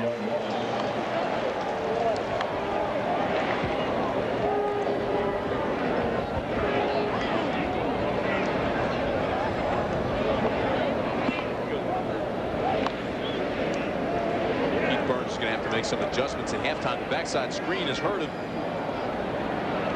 A couple times the running game has hurt him when they've gotten out of the area, run out of an area, and left the zone free. Defense, that guys in the previous spot remains down. Dean, what's up on the field? Guys, John Jansen, big number 77. You know what a mainstay he is. 6'7", 294. He's manhandling his man. Big Ten Offensive Lineman of the Year. His players really respect him. He'll be a first-round pick. You know, his players are saying, you look at him, you know you just got to play harder. We don't want to let him down. That's great senior leadership. This guy's a stud. They call him the Rock. Yeah. Academic All-American. He is a stud. They're coming after Brady again. They pick it up again. Over the middle to Streets. Inside the 5 this time. 1st and goal for the Wolverines. He caught it right in front of David Barrett. We tell you again, he's 6'4", he's working against 5'9" and a half Barrett, but the height advantage didn't even come into play there. The ball was perfectly thrown on the post pattern, just caught him in stride. Give that one to Tom Brady because this ball is perfectly thrown. Watch the cut, fake outside, come back inside. Now he's got leverage, got the inside advantage, and the ball's sitting there waiting for him. Tom Brady, perfect pass. 4th catch of the day for Ty Streets. Here's Jansen. We just talked about him. He's a former tight end. Started every game of his career. Set the Michigan record for his for starts. And he's also a great leader. We told you, academic All-American. Look at the clock. Call timeout. Call timeout. Look, he's stopping the clock right now for his teammates because he wants the timeout.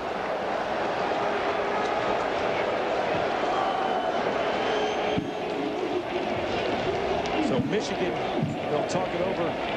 2 timeouts left for them right now, but 41 seconds until halftime, so that's almost a moot point. They'll try to get it in the end zone. It'll be 1st and goal from the 5. Great shots high above the Citrus Bowl here. Aerial coverage brought to you by the Bud 1 Airship. High above the Comp USA Florida Citrus Bowl. Right now, Michigan's offensive line having its way with Arkansas's defense. Giving Brady all the time he needs to throw. He knows where that mismatch is, and we talked about all day. You're probably sick of it with Streets. And then the offensive line just doing everything it has to get holes open for Thomas. Double tight end set now for the Wolverines. Anthony Thomas, the lone setback. At Streets to the near side. Thomas looks to get outside. He's going to get there to the end zone and a touchdown for the Wolverines.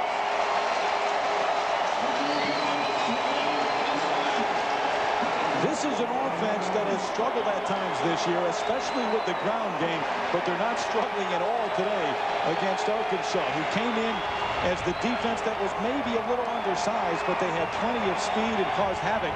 Hasn't gone that way. Well, I tell you again, they bring the tight end to get out in front of him, but he even outruns his tight end. Thomas sees the flag. He sees there's no containment out there, and he just runs for the pylon and makes it. Feely's extra point, perfect.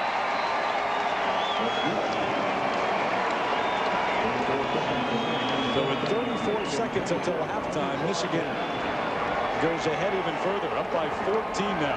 I want to show you what Anthony Thomas saw by the pylon and why he took this wide. Here's your receiver out here. Watch David Terrell, number 1. He knows it's a run. All of a sudden, he locks up Barrett. That's what the running back sees Thomas. He says, I can make it to the pylon as long as I've got David out there putting that block on Barrett. And he did, and he scored.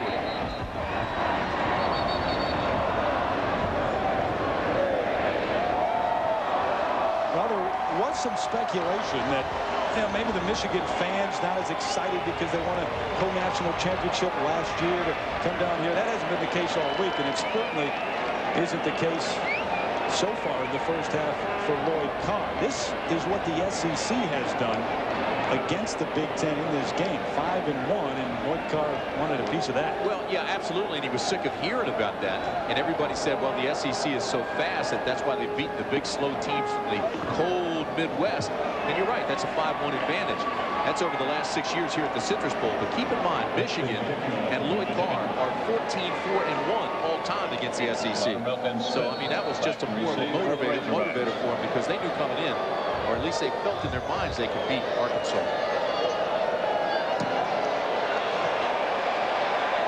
Emmanuel Smith watches this one sail once again out of the end zone. Hayden Epstein booming them today.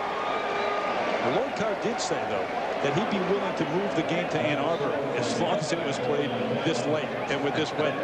Yeah, he certainly believes that there's an advantage for the SEC teams. When you come down here and you play in the South, you play in the SEC region, and, you know, he says it's like playing an away game. It's not a neutral site.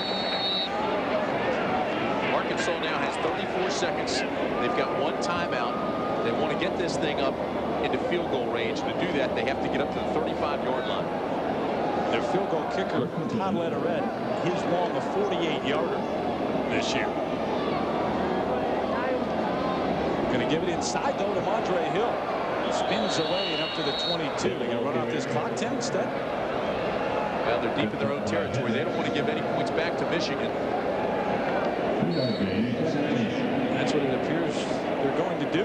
34 seconds and a timeout in your pocket. I think I would have at least tried to go to the outside and try to move the chains and see if, in fact, we can get up and get some breathing room. But if you can, then you take a shot to get it down to the 35, the Michigan 35, to see if you can set up a field goal. But now there's no time for that. This will be the last play. Sterner going to be careful just throwing this one out into the flats.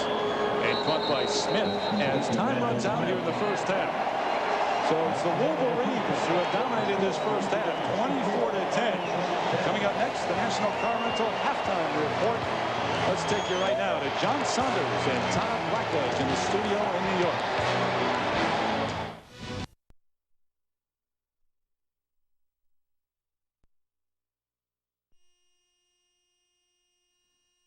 Actually, Arkansas ran more plays and had one more yard. But if you look at this, certainly the difference in the game, turnovers and points off of. There was that one interception to Gold. He ran it back for a touchdown. And, of course, the 7 points has made the difference. The only other difference there, because the yardage is within a yard of each other, was on return yardage, kickoff and punts. Michigan has a 73-19 advantage there in return yards. So it's been a pretty well-played first half. But Michigan 24-10, and mainly because of the one turnover. Very similar statistically, but the Razorbacks have not been able to come up with the big plays, and Michigan has, and the turnover, as you said, was certainly a key. Arkansas won the toss at the beginning of the game and deferred to the second half. So Emmanuel Smith back deep with Hubert Loudermilk. They're standing at the goal line. There's Hubert, number 39. Arkansas will have the ball first, but it's going to be interesting to see what defensive changes and adjustments the Razorbacks have made. Hayden Epstein's kickoff. He sent 3 of them out of the end zone in the first half. This one sending Smith 9 yards deep and down to one knee. They'll bring it out to the 20. In the first half, Arkansas got off to a pretty good start. They hit Lucas, then came back here to Michael Williams. Williams runs it in. He had 5 receptions, including that touchdown. That made it 7-3 Arkansas. They caught Michigan in the zone. But here's the turnover we were talking about. They're in the zone. The Arkansas receiver falls down. Ian Gold gets the ball, returns it 46 yards. That made it 17-7. We're at 24-10 right now, but that play right there was massive in the outcome of that first half. So it's Clint Sterner bringing his team up to the line of scrimmage. 1st and 10 from the 20. Houston Nutt's team trying to get things going offensively, and they'll try to do it out of the shotgun on 1st down with a 3-receiver set to the far side. He goes over the middle to his tailback, Chris Chikuma, for a short gain of about 2 to the 21-yard line. Dean Blevins down on the field. What kind of changes were made at halftime? Well, I talked with 3 of the coaches. Lloyd Carr says he believes this team has some measure of control of this game. He said that Carr believed that his team had too many penalties. He believed that they need to dominate more physically. He thinks they can do that. Burns defensively said Arkansas must create turnovers, tackle better. And Houston Nutt told me, he told the team, guys, you got to have composure. We've got to sustain drives offensively. All right, Dean, we'll see if that happens. 2nd and 9. Sterner on the run. Has the first down before Dhani Jones can run him out of bounds. So they'll move the chains. Interesting what Dean said after talking to Lloyd Carr, that they had some measure of control of this game. Now, we talked about the statistics. You look at it, Arkansas ran more plays. They're within a yard of each other in total offense. And yet, you did have that feeling that it was the Wolverines that really controlled that first half. He's right. Arkansas does have to get some sustained drives, and they have not been able to do it. That first down right there is big, but that's only a start. They've got to really get this thing going, running and passing. A good start for the Razorbacks on the first series of the second half. They're going to give it to Chikuma, wrapped up in the backfield. Number 93, Sam Sword, who has led the Wolverines in tackles the last 3 seasons. You know, when you look at this game and you watch what's taking place, Arkansas offensively really hasn't gone to what's made them this year, and that's been the pass. Look at this, less than 10 yards, 8 passes. Then you look at the longer passes, they haven't been able to go down there. They aren't having any success. So what Michigan's doing, they've got this umbrella defense. They aren't letting them go deep. And so consequently, Arkansas is trying to throw underneath the coverage, and they're not getting anywhere with it. Play action for Sterner this time. Has plenty of time. And throws it behind Anthony Lucas, who is open right ahead of Dhani Jones. He had some room to run if he can get that ball. But again, if you looked at where he was on the field and what was behind him, there were 7 blue jerseys on the other side of him. 7 blue jerseys behind him, so they're still throwing underneath.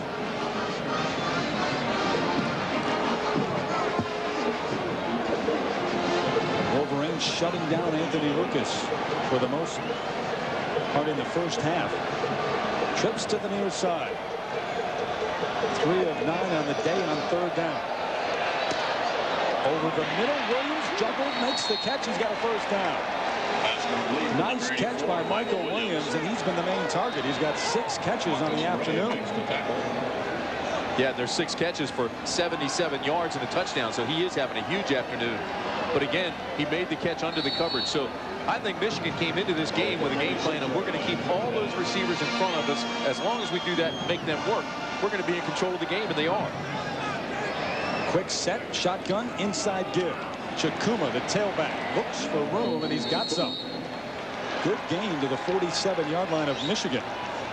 It was Ian Gold that brought him down. You know, he's a good-looking young player. He's only a junior. He was a leading rusher this year for the Hogs. He set that Arkansas freshman rushing record in '96 with 560 yards. Had that back injury, knocked him out after 4 games last year, but he had another big year. Ran for 166 yards against LSU. 2nd and 3. Williams didn't look for it quickly enough. Sterner hit him, but he wasn't looking for the football. Yeah, and Sterner's letting him know about it, too. He just pointed at him and acted like, come on, get in the ball game. It actually hit him in the thigh because he didn't turn his head. Look, Williams is just shaking his head like, man, I got to make that catch. And he does. He does. Now, he throws into coverage, but watch, he throws it with a lot of velocity, slips it through the 2 defenders, and it just hits Williams. He's got to make that catch. Sterner lets him know about it. Would have been a first down. As it is, it's 3rd and 3. 4 drops on the afternoon. Under pressure, Sterner's going to go down at the 39-yard line. Joaquin Fizel who had 5 sacks on the year. Now, there's a flag down at the 45, and we'll wait and see what that's about. I believe that's going to be holding against Arkansas, so they'll decline the penalty and have Arkansas punt. So they'll decline that. They'll make Arkansas punt. But watch, they came with some heat again this time, and they're overloading. They're doing the old Arkansas trick. Here comes Michigan. They do a little stunt, play a little game, do a little crisscross, and there's just no way they can stop that. They aren't just big, they aren't just strong, but they too are quick. And that time you saw the quickness with the sack. It brings up 4th down, Chris Aiken. The junior back to punt. Diallo Johnson back deep at his own 20. Not a good punt at all, off the side of the foot. But it does take a Razorback bounce. And down at the 28-yard line. Only a 32-yard punt, though, for Aiken. So the Wolverines will have it. Try to take advantage of Houston Nuts. 99. First game of the day here on ABC Sports. A full lineup. World Championship Series, of course, starts next with the Rose Bowl presented by AT&T. Field position becoming a factor in this game now after that short punt. You can see Michigan's had an advantage there. They've actually outgained Arkansas 73-19 in return yards. Clarence Williams trying to outrun Zach Painter. He does so. It's David Barrett who eventually runs him out of bounds, but a good gain of 5 yards on first down. And don't forget, Monday night at 8 o'clock Eastern, 5 Pacific, the national championship on the line. The Tostitos Fiesta Bowl from Sun Devil Stadium in Tempe, Arizona. #1 Tennessee against #2 Florida State. And remember, too, for the first time, Enhanced TV, ESPN.com. You log on there. You can be a part of this. I love this. You can just push some buttons. You can get some bios of the players. You can get your graphics. You can get all that. You can actually direct the game. There goes Clarence Williams on the swing pass. He's got a first down outside the 40-yard line. Yeah, and you can play a game along with people around the country trying to predict who's going to get the carry on the next play, who's going to receive the pass, how many yards they're going to get. All right, let's do that on this next play. I say Michigan is going to streets. I say Michigan is going to Clarence Williams on first down. How about you, Dean? What do you think down on the field? I think they will fumble and Arkansas will pick it up and get back in the ball game, guys. I'm telling you right now, see this guy right here? There he goes. At streets. There's your matchup. Dean going for the home run. There goes Knight in motion. And for once I'm right. Clarence Williams straight ahead for a gain of about 7. So you pushed the right button. My first prediction of the new year, and I actually got it right. So I'm ahead on the Enhanced TV. That's good stuff. Yeah. Melvin Bradley, who was shaken up earlier in the game, he's back in. In fact, he was back in late in that first half. So that's good to see. The senior out of Barton, Arkansas. Here's a guy. One pass less than 10 yards. Everything else is going downfield. Came into this game hitting 18 different receivers this year. He's spreading the ball well. Goes back to the run like Terry Paul. He's having success. Anthony Thomas drops the football. It's loose and Arkansas has it. Hold it. Dean was right. He was just wrong on when it would happen. David Barrett comes up with a fumble. And the first big play and big mistake by Michigan, and the Razorbacks have a shot now. This Enhanced TV is great. This is a big play here. Now, we talked about turnovers, how that helped Michigan in the first half. You've got to believe this will help here. Here's Thomas, gets stripped. It was Painter who got his hand in there and just swiped it away. And then here comes Barrett, makes the recovery. But that is a big play for the Arkansas defense after not being able to stop Michigan. What do you have, Dean? Guys, you recall Burns said right before the beginning of the second half, we've got to create turnovers to turn this game around. Well, they did, too. And Painter got his hand in there and stripped it well. And Barrett was alert enough to fall on it. And the first time all afternoon, you feel like Arkansas may have the momentum. That's another one dropped by Michael Williams. Keith Burns on the sideline with his defense. Boom, then we're out of there. Hey, let me tell you something now. That was big-time defense. You had to go get the turnover. You got to tackle better, and we're a little bit soft. But I tell you what, you just got the ball back, and we're going to go down and score. You got me? All eyes right here. We're going to go down and score. Start crossing some hats on the blocks. Start tackling like you want to tackle, and it's going to turn around. Hey, great job with the on it. Great job. That's Keith Burns. He's selling, he's selling, he's selling. He's trying to make them believe, saying, hey, look, you just made something happen. Now we're going to go down and score. I wonder how many pieces of gum he swallows while yelling at his defense during the game. There goes Sterner with room. Cuts back, has a first down. To the 46-yard line, and a big gain for Clint Sterner on the ground before Dhani Jones can run him down. A gain of 17. Sterner's making something happen with his athletic ability, but he's still having trouble with his defense. They're playing too deep, they're playing 5 under, and it's causing problems because he cannot find anybody to throw to. Here again, now he just tucks it away. Now watch this. He'll even fake the pitch at the end of this. Whoop, and pulls it back, gets the first before Dhani Jones can make the stop. He's a terrific, terrific competitor. His numbers on the ground today. Inside give, Chris Chikuma wrapped up behind the line of scrimmage. Powers his way maybe back to the original line. James Hall stood him up. Hall, the junior out of New Orleans, leads this team in sacks. As you look at Chikuma, who had another good year. You mentioned a couple of years ago he had a great one before the injury last year. Now, when you watch Michigan now go into this defense, I'm going to show you something. See, these two guys right here are the 2 deep. All right, now everybody else is playing under. Look at all these guys. That's what's really causing the problems here. And Arkansas has to throw in here because they cannot throw deep because they're sitting back waiting for him. Out of the gun this time. They're going to throw to Omari Allen. Like I said, makes the catch inside the 20-yard line. Dwayne Patman on the coverage and the tackle. But they went big this time. They were in a 2 deep, 5 under zone. And anytime a team is in a zone, there are open areas, but you have to find your way to the seam.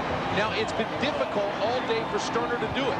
There you go again. See the 2 deep, the 5 under? Now they're dropping back into their zones. But if you stop it there, look at this open area in here. He throws it in the seam between the 2 defenders. It's got to be a perfect pass, but they got it in, and now they're hurrying up on the offense. Quick to the line of scrimmage on the bootleg is Sterner. That should be a flag. And it is. Hubert Loudermilk, the intended receiver, but James Whitley was all up his back. Whitley pushed him, shoved him, almost tackled him before the ball got there. What's amazing to me is that the linesman, the guy on the side, was sitting there watching it. The flag came from way back by the back judge. Jim Herman, the defensive coordinator. Against the defense. The ball will be placed at the spot of the foul. 1st and 10.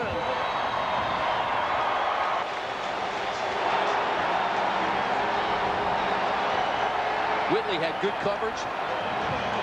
Whitley had good coverage, but watch this. He gets too aggressive. He starts to lose his leverage. There's the push. There's the trip. And then you'll see out of the left hand, the flag comes flying in. When a guy puts his hands up, he's guilty. They place it down just outside the 11, so it's 1st and 10, and Arkansas can get a first down without a touchdown. Chris Chikuma finding a big hole and all the way down to the 2. And Arkansas offensive line now creating space for the tailbacks. Come back to that Painter making the strip, Barrett making the recovery, Keith Burns saying to the defense they're going to score, and here is the punctuation. They're running this thing now. Chikuma's running with confidence and authority, and if they push this in, it's going to be a big boost for Arkansas, and they'll start believing what Keith Burns told them. All started with that turnover. Norman Chikuma, the backside of the eye. Chris Chikuma leaping over towards the goal line, and he gets there. The extension got him the touchdown.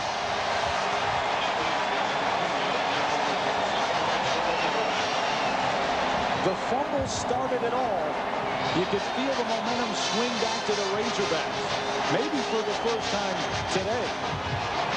And now they're right back in this thing.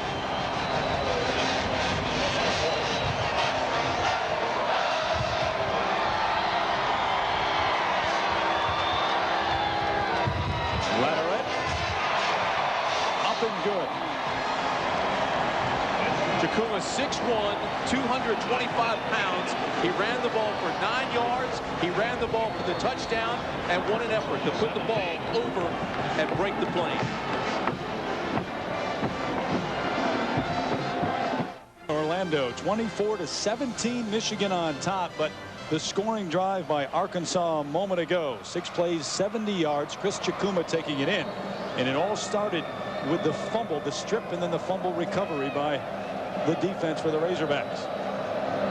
There's Anthony Thomas, and they've done this a few times so that they can't kick it away from Thomas. He moves into position to catch it. the 30-yard line. Dean, what do you have? Terry, the wind is a bigger factor. Obviously, that high kick only to the 22-yard line is a good example of it, but a great drive by Arkansas into the wind. The wind has picked up quite a bit in the last 20 minutes, and our ace meteorologist, Tim Brandt, says the weather's changing, huh, Tim? Arkansas has it in the fourth behind its back. No question about it. You see that blue sky starting to turn a little bit white. Clouds coming in. He's an exciting guy, Dean. He watches Game Tape and the Weather Channel all week when he gets here for a bowl game. Front coming through, boys. First and 10 for the Wolverines. Clarence Williams, there's a flag right at the point of the tackle. Yeah, this is going to be called against John Jansen, I believe, for holding. Although I'm not sure it was. He got a pancake block, and I think the official just said that's not possible for a guy that big. Put a guy on his back like that unless he's holding.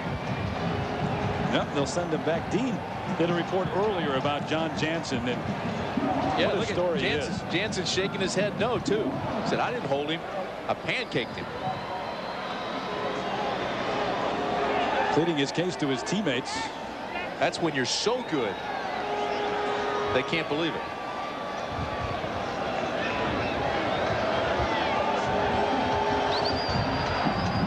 During the run, holding, offense, 10-yard penalty, remains first down. So they'll back up Lloyd Carr's offense. I understand Dean Blevins has a special guest on the sidelines. Yeah, Charles Woodson's with me, the Heisman winner from a year ago. Charles, your team, the Raiders, not in the playoffs. You get a chance to see your alma mater. Yeah, I had to come back and check these guys out. They let Arkansas back in the game right now. They got to go ahead and buckle down and do the things they were doing in the first half. Great tradition here at Michigan. When you're, what are your memories, your most vivid memories of playing for Michigan? Well, I think playing in the Rose Bowl and having a chance to play for the national championship, that was the best time of my life last year, and going through all that stuff with the team. All right, thanks for your time. And Champ Bailey got him 109 plays last night, but I don't know if he's quite in your league, but he had him a big game. Did you see any of that? He's definitely a good player, and I know he'll be on the next level soon. All right, thanks a bunch. All right, thanks a lot. All right, Dean, one of the reasons Michigan was 0-2 to start the year, trying to replace that guy. But Lloyd Carr has turned it around. They've won 7 of 8 to end the season. They've only lost to Ohio State during that stretch. There's Ty Streets with a catch in traffic. He held on to it. 5th catch of the afternoon. That may have been his most impressive because he knew he was going to get popped. But it only gets him back to the original line of scrimmage, so it's going to bring up 2nd down and long. Now, they'd had some success running the football. On 2nd and long now, they've got to really think about this play and be selective now. What they've been doing is taking Mark Campbell, their tight end, and jamming him up in the middle as a lead blocker for Anthony Thomas. But I don't know if they can afford to do that here at 2nd and 10. Williams the lone setback right now as Brady changes the play. Here come the Razorbacks. Quick out to Knight. Gets out of bounds. His first catch of the afternoon. He dropped 2 crucial balls earlier. Kenoy Kennedy ran him out. Well, tomorrow live at 8 p.m. Eastern, 5 Pacific, Donovan McNabb in Syracuse take on Florida, the FedEx Orange Bowl. The Gators and the Orangemen returning to that bowl for the first time in more than 30 years. The Bowl Championship Series continuing here on ABC. 2 more games, of course, to follow this one today. 3rd and 4. Brady with time. Waited for his fullback, Shea. Got it to him. That's a great throw. Up to midfield and a first down. Give the credit to that, not only to Tom Brady, but to his offensive line. They were trying to come hard, trying to get pressure on him, and as things were falling down around him, the offensive line just gave him a built-in pocket. Now watch this. All right, watch, he'll step up, stop right there. Look at this little, he's got protection all the way around him, in front of him, behind him. I mean, they did a super job of giving him that extra second there to let Shea come through and clear. Tom Brady fired up. He's not the kind of guy who gets that excited out on the field. But he is right now. There goes Clarence Williams with room on the left side. Run out of bounds by David Barrett. There is a penalty marker at midfield.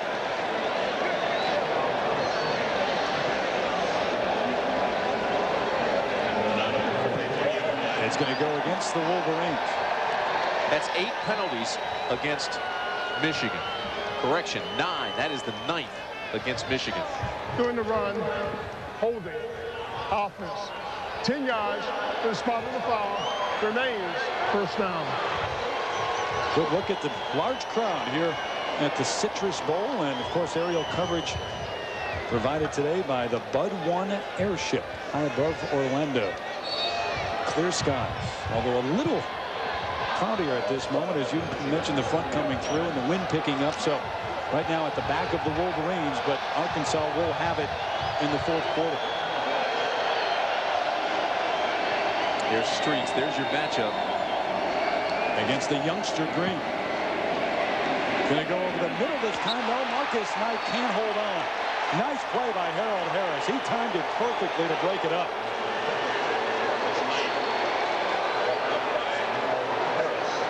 Harold Harris, only a freshman. Knight having a big day, but Harold Harris gets the advantage here. Does not use the right hand to gain leverage. Goes with his left hand and strips it in front of Knight. Look at Braden. Thought he had another completion and just says, you got to be kidding me. Can't throw it any better than that. But that was a great defensive play by Harold Harris. We got Harris, a freshman at one corner, Green, and Green, a redshirt freshman at the other corner right now, trying to stop these wideouts. And doing it for the moment.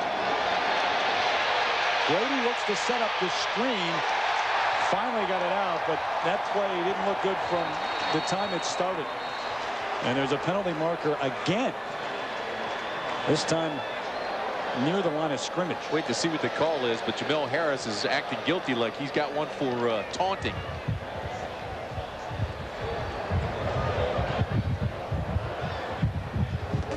I thought they had an ineligible receiver downfield. Well, as long as it took to set that up, it sounds right. That might have been what Harris was talking about.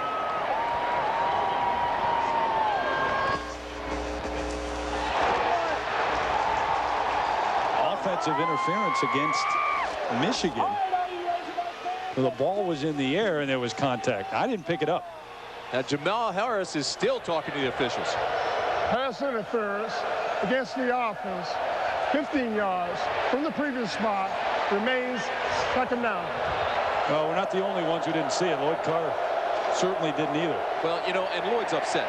And this is a problem that Michigan has had, and that's why he spent an extra hour in practice every day with officials working on things. I mean, they've had penalties, and so Michigan had officials come to its practice because he believed avoiding penalties in this ball game was going to be crucial. He doesn't like the call either. Double digits in penalties now, and there's 7:20 left in the third quarter. 89 yards in penalties. Brady off play action is picked off. Intercepted by Flowers. Taking it inside the 10 to the 8-yard line.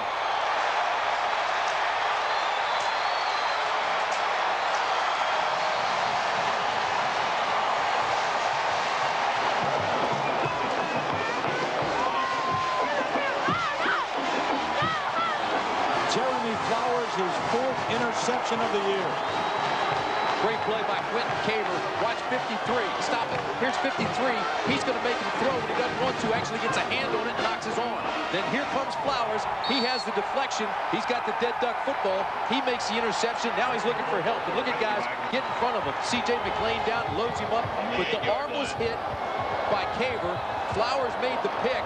Here's 43. C.J. McClain trying to get a block. And another turnover. Arkansas was looking for him. Now they're getting them, and they're going to capitalize. First and goal at the 8-yard line. Chris Chikuma trying the right side, has a hole. Down to the 3. The junior out of Montgomery, Alabama, who scored on the previous drive after the fumble. So 2 turnovers turning this game around. This is a nightmare right now for Michigan because they were, in fact, in charge of this football game. Now they've got 10 penalties. They've turned the ball over 2 times in this half, and Arkansas is about to score for the second time in this half and take the lead. Second and goal. Double tight end set now for the Razorbacks. Nathan Cole, Joe Dean Davenport, the tight ends. Caston and Chikuma, the backs. Chikuma straight ahead, powers his way to the 1. with his Michigan defense, not going to give him anything easily. No, that's right. Give him a lot of credit because Gazelle and Williams, Reynes and Hall are as good as you're going to find up front. They're doing a great job down here in goal line defense. But you hate it when your defense gets backed up like that because of turnovers. You know what we always say, you shorten the field, it's like running downhill. Look at Burlsworth with his new glasses. Looks like Clark Kent. He told us Drew Carey, but same thing. That's who they're trying to run behind. Yeah, see if they don't follow him up right behind him now. Caston and Chikuma out of the eye again. Chikuma leaps. He gets there. Chris Chikuma with another touchdown. This time left his feet and jumped over the pile. And it's a one-point game. And they're going to go for the tie, not the lead, and that's a good call here, going for one, obviously. Still early in the ball game. But again, they went behind Garrett and Burlsworth. Some of the players, I think, were losing it a little bit, letting emotion get in the way, call for two. Latterette, again, perfect with the extra point. And we start all over again. A new game, 24-24. Arkansas has worked their way back into this one. And they've done it off of turnovers and on the ground with Chikuma. It's exactly what we've gotten. It looked like it was all Michigan in the first half. They led 24-10 at the half, but now 2 touchdowns by Chris Chikuma off of turnovers, and the Razorbacks all even at 24.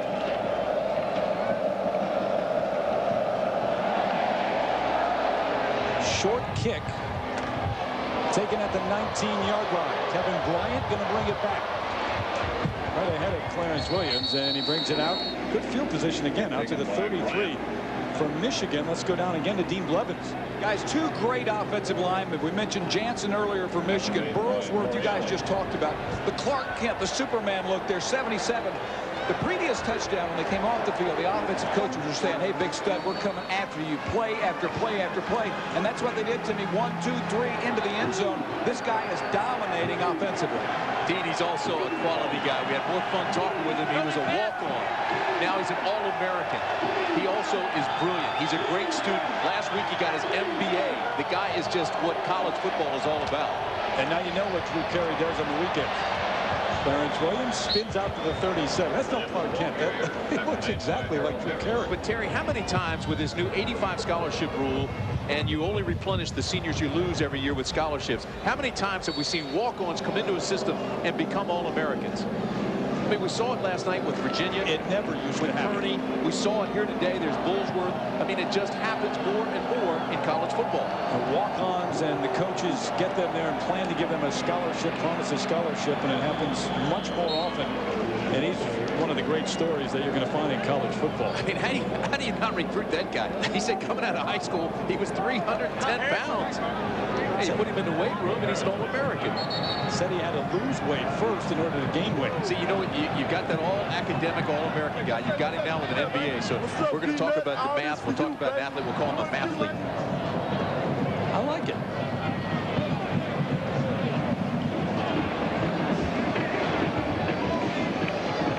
So they'll measure for the first down. That's how far Michigan has to go to get it. We argue about Clark Kent and Drew Carey. We asked Brendan Burlsworth who he thought he looked like. I've been called everything. Clark Kent, Kurt Rambis, Drew Carey, you name it, I've been called it. We forgot about Kurt Rambis. Yeah, that's right. Absolutely. You know, he's the first team All-American at Arkansas since John Baker. And, you know, we talked about John Jensen and his 50 straight starts. Well, at Arkansas, they haven't been going to bowls. He's got 33 straight starts. Big play for the Wolverines coming up here, trying to get some momentum back. 3rd and 1 at the 42. Straight ahead goes Grady. Should have the first down. If the first down marker is right on the other side of the field.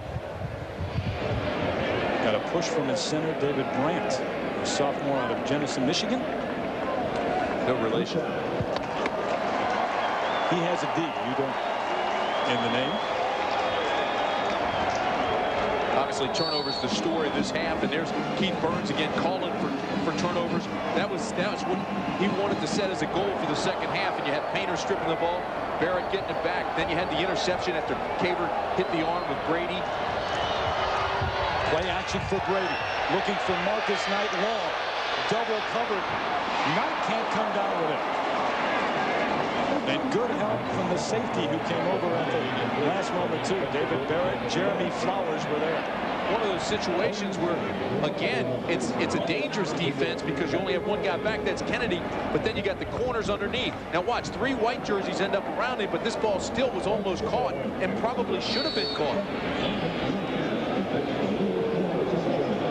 If you count that one, that's 3 passes that Marcus Knight has dropped, and the other 2 are even more glaring, and one should have gone for a touchdown. Well, he was behind the 2 corners, and Kennedy came over late.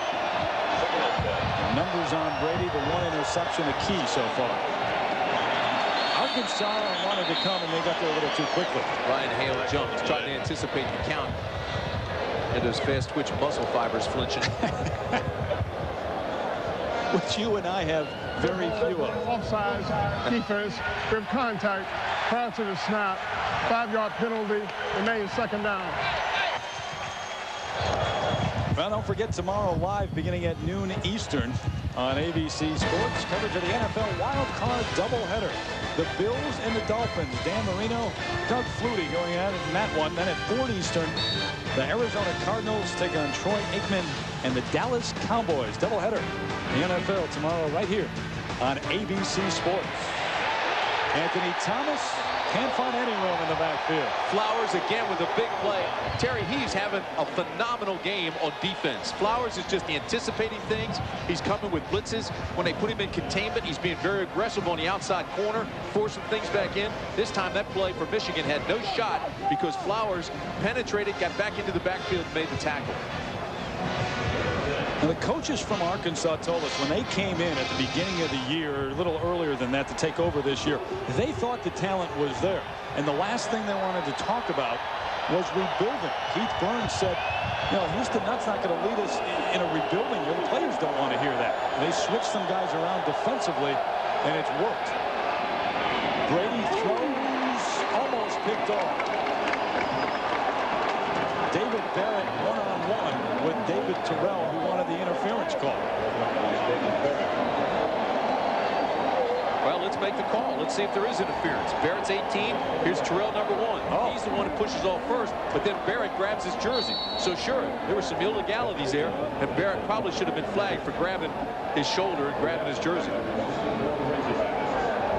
But it brings up 4th and 9, and the punt off to Rossi Morreale.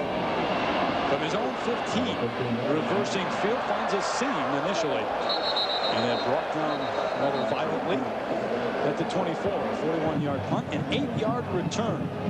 And the Razorbacks take over on a glorious day in Orlando. First day of 1999. Happy New Year once again, everybody. Back in a moment. 2 halves so far here in the CompUSA Florida Citrus Bowl. All Michigan in the first half, all Arkansas so far in the second. 3:25 left in the 3rd quarter, and the Razorbacks take over 1st and 10 at the 24-yard line. Ian Gold on the blitz, can't get to Sterner, and almost intercepted a dangerous pass that Tommy Hendricks almost had. Terry, that's one of those situations where Clint Sterner, being the athlete that he is trying to make something happen when it's not there. That's a ball he should have just thrown out of bounds and thrown away. That was a dangerous pass, as you said, was almost picked off because he was trying to throw it back against his body and across coverage. Unusual day for the Michigan defense. You saw the graphic a moment ago, giving up less than 7 points in the second half on average all year. First half has really been the trouble for them, but not today. 2nd and 10, Sterner with time. Throwing to no one but the Michigan sideline. Anthony Lucas had cut upfield. Sterner threw to the outside. An injury report from Dean Blevins now on the sideline. Dean? Guys, it's been a pretty good day for injuries. Sam Sword just rolled a knee. He was out a play or 2, but he's back in the lineup. For Arkansas, Michael Williams, the outstanding wide receiver who's having a good day, number 84, has cramps in both calves. Now, once you get those, it's hard to lose them. So we'll monitor that. Melvin Bradley came back in the second quarter, number 41, the defensive tackle for Arkansas. Other than that, everybody's healthy. Key play here, Dean, on 3rd and 10. Sterner out of the gun. Throwing up top, no one home again. Again, some confusion with his wide receivers. Emmanuel Smith, Michael Williams were out there. They're in the same area, but neither one broke long. I'll tell you something else for Dean to look at right now. Drew Henson is warming up on the sideline, so he got some playing time in the first half. Michigan has been unable to move the ball. They had the 2 turnovers in this half. We'll keep an eye and see if, in fact, he comes into the ball game. One series early on for Drew Henson in which they tried to throw back to him from Yallow Johnson at the wideout spot. Young freshman phenom. We'll see if he comes back into the ball game. There's Johnson at his own 42. Aiken just does get it off, and this is not a good one at all. It's going to roll dead at the 45-yard line of Arkansas. A 21-yard punt. There have been several stories of this ball game, and I know we've been talking about them. Obviously, the turnovers and penalties for Michigan, but the kicking game and special teams for Arkansas have hurt. The field position has been a huge factor in this game and has been an advantage for Michigan. They've had better starting position all day than Arkansas, and right now, even more so than usual. They're inside of Arkansas territory at the 46. I'll tell you this, Michigan is awfully hard to stop when they start at the 45. I mean, when they shorten the field, it's a tough team to stop. Michigan's 3 losses coming with special teams miscues. Clarence Williams pounded to the turf. Melvin Bradley finished him off. He was hit in the backfield very hard, didn't go down. Ryan Hale again making penetration off that defensive line was the guy that hit him first. Got things in and just jammed it up. He's 300 pounds himself. Now, with all the talk of the secondary and the linebackers, how quick, this is a solid group up front that is very quick for Arkansas, too. A loss of 1 on first down, so it's 2nd and a long 10, maybe 11. Not much better than that on 2nd down. Quentin Caber wrapping up Clarence Williams back at the original line of scrimmage. Boy, there again, Hale and Bradley just jammed things up. They won the battle of the line of scrimmage for Arkansas, and that stopped the play dead.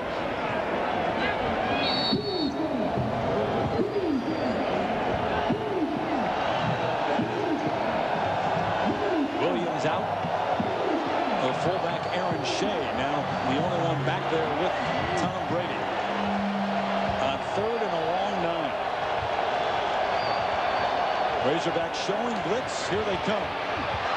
Brady almost dropped it. Scrambles and has room. Oh, Tom Brady fighting his way for a first down. What a great effort that was. First, to avoid the blitz. Secondly, to even get in any kind of open space. And then third, to fight through the tackle and make the first.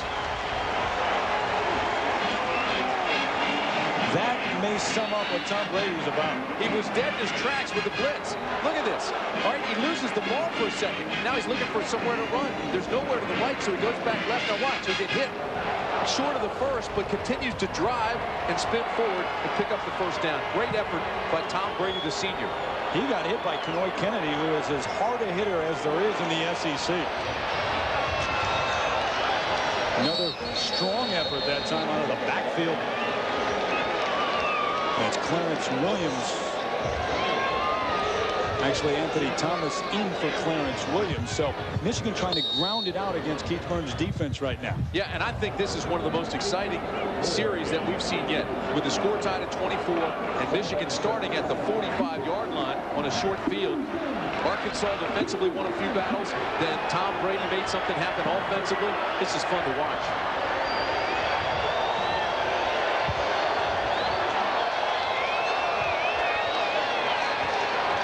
A lot of time for Brady. He's going to go long to his fullback. Shea makes the catch, but he's out of bounds, so it's incomplete. And it's a man they like to throw to. Aaron Shea, the former tight end. And he moved him back to fullback for this season. He had 14 catches on the year, including a touchdown catch. Asked the coaches about Shea, and they said You know, the guy's just a big, strong, hard-working guy. And as you said, he was a tight end. We moved him to fullback because he's a good blocker. And we try to isolate him every once in a while and get him out on a linebacker like that. We try to get the ball to him. But it's a big third down play here for Brady. 3rd and 6, and they're going to bring Terrell in motion this side. Under pressure, Brady through the hands of David Terrell. The freshman out of Richmond, Virginia, would have had a first down if he could have held on to that ball. I think Ty Streets right now is frustrated because he was open. Terrell is the underneath receiver, and Streets is behind him wide open. Look at him. He's shaking his head. That's frustration. See, Terrell is covered. Looks like 18 Barrett's all over him, although he still should have made the catch. But back to the left was Streets wide open, and no one was within 10 yards of him. 6 straight incomplete pass thrown by Tom Brady. This is a 48-yard attempt by Feely. Hooking it, no good. Had the distance. So even though that drive started in Arkansas territory at the 45, the field was short, the defense for the Hogs made the stop. No points. So it's been the Arkansas defense that's come up with the 2 big plays with the turnovers and now a big stop. Taking control of the game in the second half.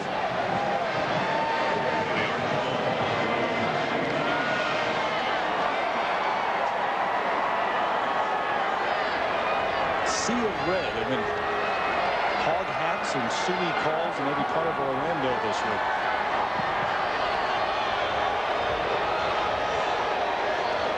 The Razorbacks taking over 1st and 10. Andre Hill hit hard and then finished off by Ian Gomes. In the final seconds of the 3rd quarter, ticking off the clock. And Arkansas back in this one. They've tied it up on the strength of their opportunistic defense. The 2 turnovers, which led to 2 touchdowns on the ground for Chris Chukuma. We head to the 4th quarter after this message and a word from our ABC stations. All tied up 24 all. Arkansas and Michigan. They're at the CompUSA Florida Citrus Bowl. Terry Gannon, Tim Brandt, Dean Blevins. This has been a dandy. Arkansas with a second half charge has taken control, and they've got 2nd and 8 now at their own 33. Clint Sterner over the middle. He's got his favorite target, Anthony Lucas, who comes down with his 3rd catch of the afternoon in traffic. Lucas, like Streets, is a big receiver at 6'3", NFL type guy with 4.39 speed. Well, I tell you what, he's stronger than he looks, too. Watch him go up for this. He is well covered. If you look at the secondary, the ball is high. He goes up and pulls it down like a guy pulling down a rebound in double coverage between Whitley and Marcus Ray. Single season record over 1,000 yards for Anthony Lucas, the most ever by a Razorback wideout. First down at the 48-yard line now. Michigan may have jumped flags on the play. Chukuma over the left side and inside of Wolverine territory to the 48. Looked like James Hall, number 56, encroached, got into the neutral zone, and it is against Michigan. That is 11 penalties against the Wolverines. Oh. Well, they talked about that too. That's exactly what they wanted to guard against, and they worked on it. That's going to drive that guy right there crazy. Defensive coordinator Jim Herman, he was the offsides defense, line up in the neutral zone. 5-yard penalty for the previous spot. Remains first down. Herman was a Broyles Award winner as the assistant coach of the year in 1997. Well, a lot more football left to be played here in Orlando, but great day ahead too. The Bowl Championship Series continuing here on ABC. Talk more about that throughout the broadcast. 2 more coming your way today. Michael Williams in motion. The pitch to Montre Hill coming your way. And run out of bounds after maybe a gain of 1 by Dhani Jones. Dean Blevins A big week for Madre Hill, huh? Right, but what an impressive guy. The affable Madre Hill. It's a dynamic start to 1999 for him. Today, of course, the sickness bonus playing well. January the 2nd, he turns 23 years of age. The 4th, he's going to announce if he returns to Arkansas. Bet the ranch that he's back, guys. He's happy. And January 9, he's getting married to his longtime sweetheart, Jennifer Easton, who says, by the way, guys, he told us today, they're going to move the wedding to a bigger church so more people can attend. How about holding it here at the Citrus Bowl?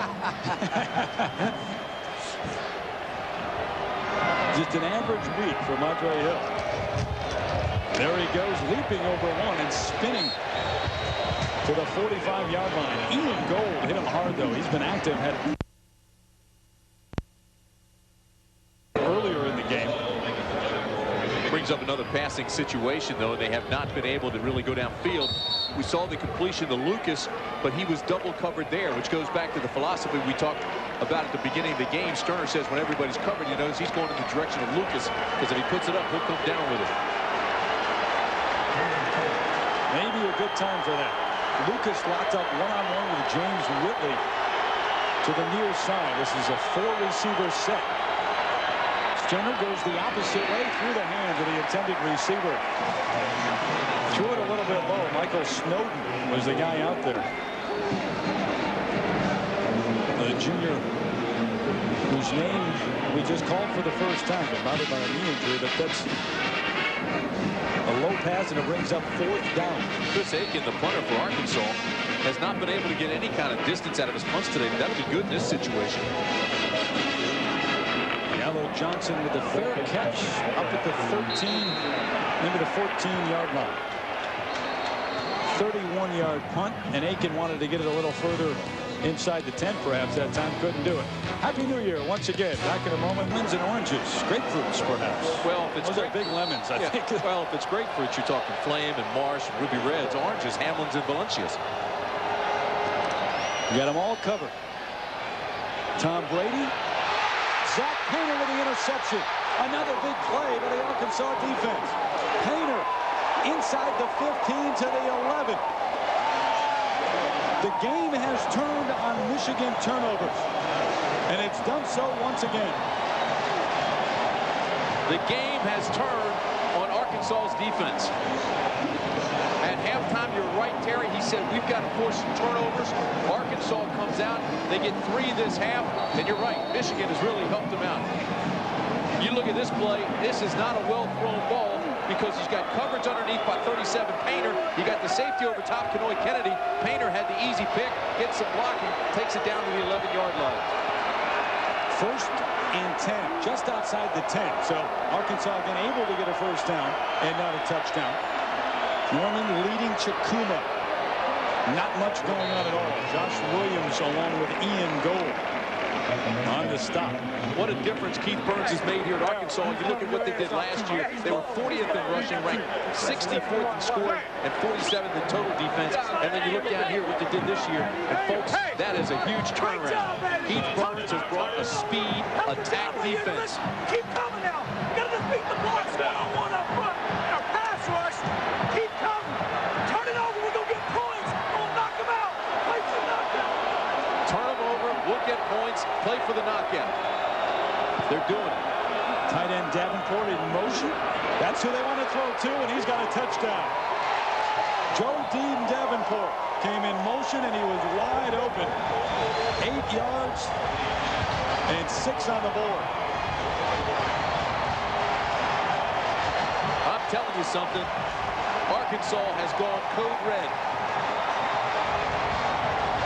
They say you live by the code, you play by the code, and in the second half, they've been believing in making it happen.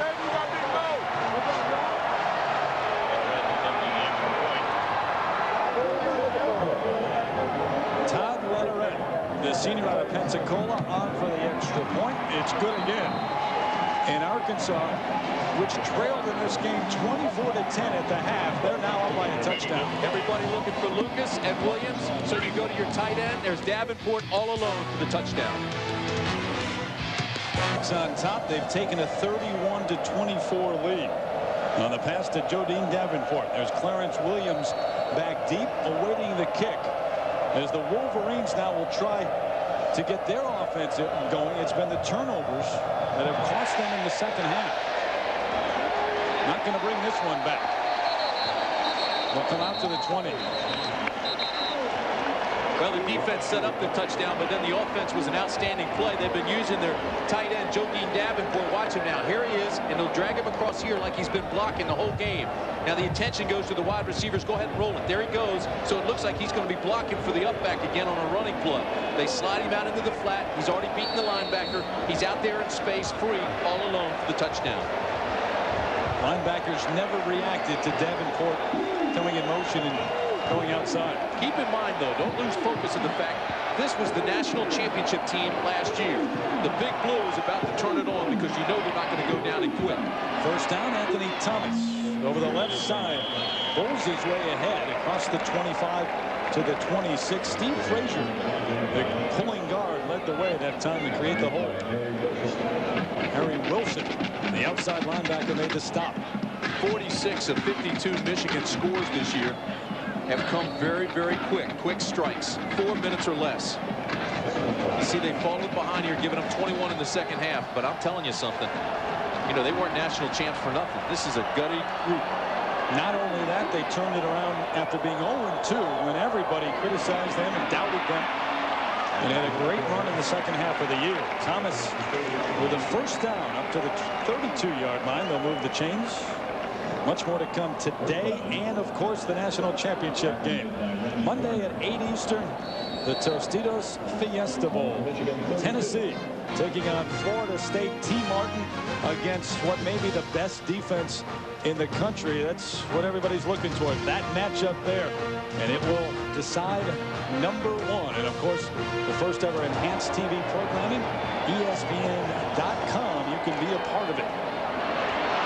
Thomas bounces outside, got away from one, and then run down by Randy Garner, the sophomore out of Atlanta, Texas, with another good game for the Wolverines. Got the running game going. We talked about they got that game going for the Hawaii game. Stop it right there. Look, everything here is bottled up. Over here, it's open. So watch this cut that he makes. He comes back outside and bounces it to make good yardage off of this play. Everybody had to rearrange, had to regroup, and had to take it back the other way to make the stop. The defense for Arkansas forcing the action. Now, Tom Brady 0 for his last 7 with 2 interceptions, and I'm sure that's why you're seeing Thomas and Williams getting a running game going. Clarence Williams inside the 45 of Arkansas, but there is a flag back at the 40 of Michigan. It's going to be the 12th penalty against Michigan for holding. There you go. They're killing themselves. And you can tell that it's frustrating. Look at them. I mean, that was a good run. He almost broke it for a touchdown. He still got the first down. Now they have to call it back because there was holding. Doing the run, holding, offense, 10 yards, assess, from the spot of the foul, second down. See, now Lloyd Carr says, no, I'm sorry, you're making the calls. There was no holding. But I want you to watch the left tackle, and that's going to be Jeff Backus. And watch what happens here. He's over here. Okay, now watch what happens on this play. Just watch the lineman, and it's almost like he makes a tackle. There go his hands. His hands are out. He reaches, he grabs, and he takes him down.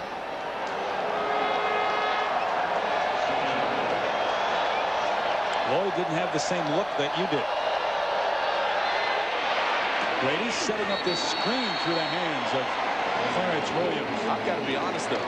After watching the replay again, and that was close. That just looked like he was wide with the hands, but it looked like a great block, and he pancaked the guy.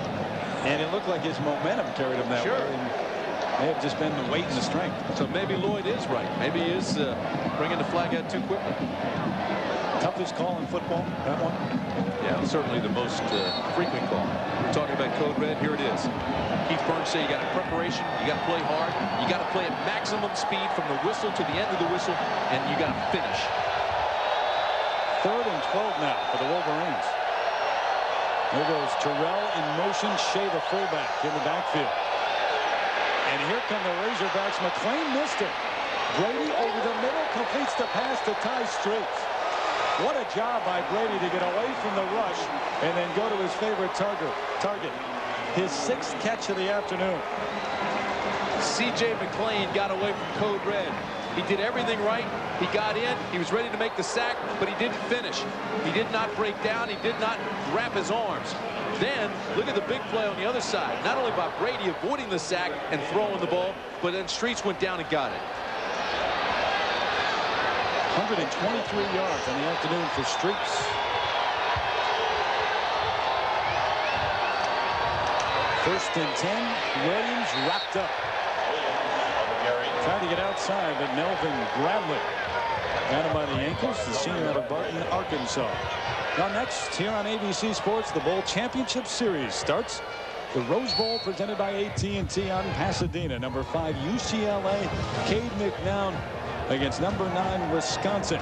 And then at 8:30 Eastern, 5:30 Pacific, the Nokia Sugar Bowl. Dat win, Texas A&M taking on Ohio State. That should be a great one too. Many think that Ohio State, perhaps the best team in the country, the best talent. Swing pass to Williams out of the backfield. And a good gain of about 8 to the 46-yard line. Harry Wilson again in on the stop. Wilson's a great story, by the way. Senior out of Montana, and a 27-year-old senior, former rodeo star, never finished high school on time with his class and was wayward for a while. Went on a Mormon mission and now back playing at Arkansas. And the other day, they were handing out gifts here at the Citrus Bowl. They handed him one of the coaches' gifts. They thought he was one of the coaches. 27 years old. He said as soon as he graduates, as soon as he finishes playing football, he's going back to the rodeo. Loves the rodeo. Roping, riding, and doing some of that today. 3rd and 3, and they want to talk it over. So Tom Brady will have a word with Lloyd Carr, and a key 3rd down play comes up when we return. From all the bowl action around the country, all of that next, right here on ABC. Keith Jackson out there. Keith's a little bit under the weather. Got some bronchitis that's been bothering him. I know you want to send your best out to him as he winds his career down at ABC with Tostitos Fiesta Bowl on Monday night. One of my favorite people in the world. Anthony Thomas on 3rd down. He didn't get the 1st down. Keith is college football. Brought down by McDougal. Brings up 4th down. You've got to believe here that they're going to go for it in this situation. Still 7:53 to go. If they don't, then they want a little pooch punt down inside the 10 and try to back them up. Play for position, but you got to believe they're going for it. 7:44 and counting. So Lloyd Carr, it is 4th and 2, and it's a long 2. And he's keeping the offense in. There's no question they're going for it. There's Keith Burns with his short yardage defense call. Maybe the biggest play of the game so far. Brady throws to Streets. He makes the catch amid the flags that come down in double coverage. What a catch by Streets. Surrounded by 3 white jerseys for the 1st down. You know, if you look at the Michigan highlight tape and it had 40 plays, 30 of the best would be on Ty Streets. Look at him go up, use his body to keep the defender away from the football, and brings it in. Great concentration with a defensive back Barrett on his back. He still made the catch and picked up the 1st. We told you he's the go-to guy. He's the difference maker, and in 4th down and the play they have to win this ball game, they go to Streets. Got the 1st down, so the flag, they don't need it anyway, but they actually waved off the penalty. There wasn't one. There goes Anthony Thomas, the A-train, over the right side. And he goes his way inside the 30. And he may have another Michigan 1st down. He does, as they call it a gain of 11. How many times in a game the momentum switches back and forth? Well, we sure have seen it in this game. And this could be one of the best bowl seasons we've seen. I mean, we were watching the Purdue-Kansas State game the other night. We're watching Virginia game last. I mean, great games this year. Sasha Lancaster, the defensive end, on the sideline with a face full of mud. Thomas sidesteps 1, has room inside the 5. Run down by Randy Garner, but he's all the way to the 3-yard line. 24 yards. for Anthony Thomas, and Michigan has done this with their ground game. Don't ever question the character of this Wolverine club. They started the season 0-2. They fall behind here in the fourth quarter. You knew they had the character to come back in this ball game. He breaks the big play here, and all of a sudden you're down inside the 5 with 6:40 left to play. You got to believe, hey, here comes Michigan again. They'll bang this thing in and tie the score. Two tight ends. Thomas the lone setback. Johnson in motion. Looking for room. Cuts back, tripped up, doesn't get there. To the 1. Nice play by Harold Harris to turn him back inside. Down to the 1 now to bring up second down, and you got to believe now all the rules change here. As far as Michigan and Arkansas are concerned in short yardage goal line defense, the rules now are straight ahead, no fair dodging. Toughest guy's going to win at the goal line. Second and goal from the 1. Aaron Shea, the fullback, now in ahead of Anthony Thomas. Thomas fighting his way. Touchdown, Michigan.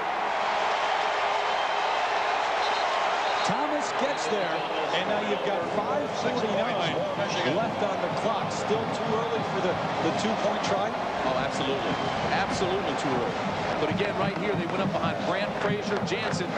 They're big guys up front. You knew where they were coming straight at you, tackle to tackle. We told you straight ahead, no fair dodging. Anthony Thomas, the A-train, he just ran this thing right up in there. Now watch the power at the goal line to carry guys in with him. Third touchdown for Anthony Thomas. Feely attempting the extra point. Feely on for the extra point. Up and good. So we're all tied once again. A little earlier, when Arkansas got there, it looked like the players wanted to go for 2. No sign of that from the Michigan players, and no decision really to be made from Lloyd Carr. They tie it up, and plenty of time left. There's the CompUSA Florida Citrus Bowl. Thomas to the end zone. 31 all, the Arkansas Razorbacks. When that drive started, we talked about their character and being national championship. You saw what Thomas did on that drive. The Michigan team was phenomenal. 14 plays, 80 yards, and ate up 6.5 minutes of the clock. Thomas, of course, as you saw, 8 for 57 yards. Manuel Smith at his own goal line. Outside to the 18. Good coverage that time by Michigan. Diallo Johnson down quickly. And so it's the offense for Arkansas now, which starts at his own 18. 5:41 left in the game. Lynch Turner bringing the offense on. Remember, as Dean Blevins told you earlier, they've got the wind here in the last quarter, and it has picked up. And it's been a struggle offensively for Arkansas this afternoon. But now's the time when you got 5.5 minutes to play in a 31-31 ball game. Now you want to break all tendencies. Now you want to go and open up the whole playbook. Play action on first down under pressure is Sterner. Throws on the run and through the hands of Williams to Ani Jones. Actually had a chance to pick it off for a moment. Ani Jones, Churchill High School. Great linebacker. I mean, he almost had the pick, and had he gotten it, that would have been a touchdown. Watch how close this comes. Now, first of all, Sterner does a great job avoiding Fizel. But now he throws the ball, and it's a little bit behind. Now watch, this ball bounces off, and there it is, right by Dahani, hit it between the 5s. Almost an interception. Don't forget the Rose Bowl presented by AT&T coming up next here on ABC Sports. Wisconsin and UCLA. From the gun on second down. Again under pressure is Sterner. He goes down. James Hall in there along with Rob Ranis.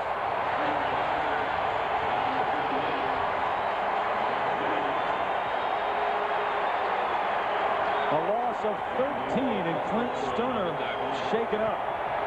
Boy, Ranis has been pretty quiet tonight, but I'll tell you this. He's the strongest guy on Michigan's defense, and he made Sterner pay the price. Got a good lick on him. Watch number 58 coming in. He's a wrestler. He's an all-academic guy. Whoosh. He goes to his knees. He trips him up. Then Hall comes from behind. He lands on top of him. And Sterner's feeling it, especially in his ankle that got rolled up on. They're coming again. Going to run it this time. Chikuma with the 2 touchdowns in the second half out to the 12, but a long way to go for the first down. They had to go all the way to the 28. With a Wolverine defense with the stop. But Arkansas has to punt for the 11, and Aiken has had 6 punts today, and he's only averaging 33 yards. Out of his own end zone. Johnson back to receive. This one better than his average. Diallo Johnson a chance to return it though.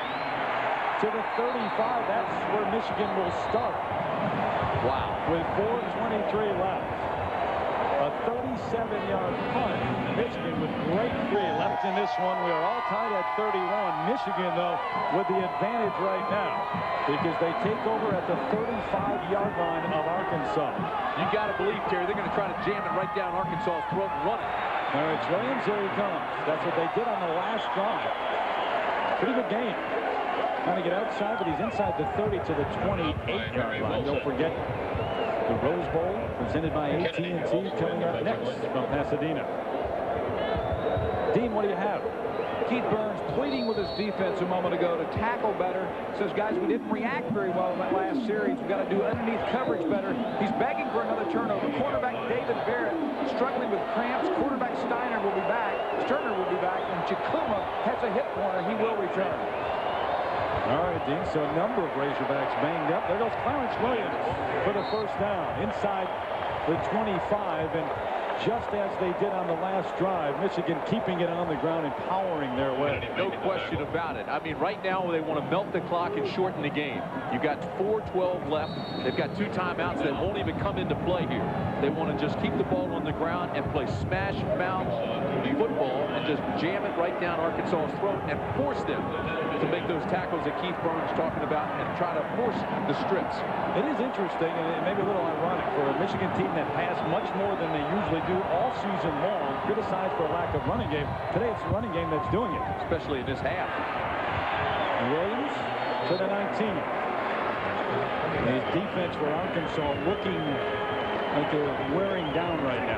Well, you just don't want the national championship team from a year ago, co-Big Ten champions this year, to start an offensive series at the 35-yard line. I mean, you talk about shortening the field, it's almost impossible to make the stops. Gain of 4 for Williams, so it's 2nd and 6.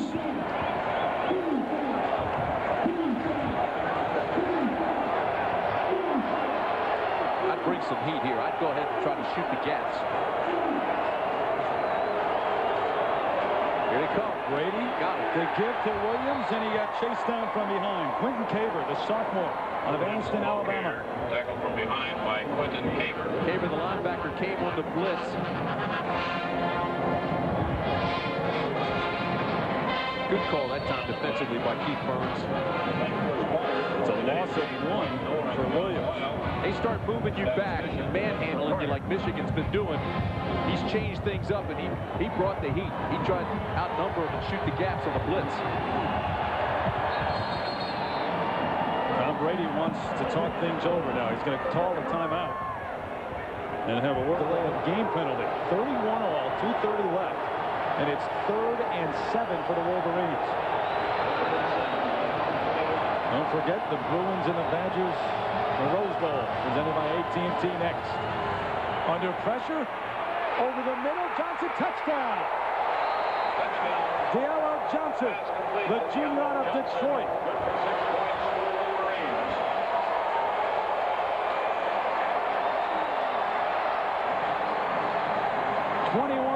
And Michigan is back on top.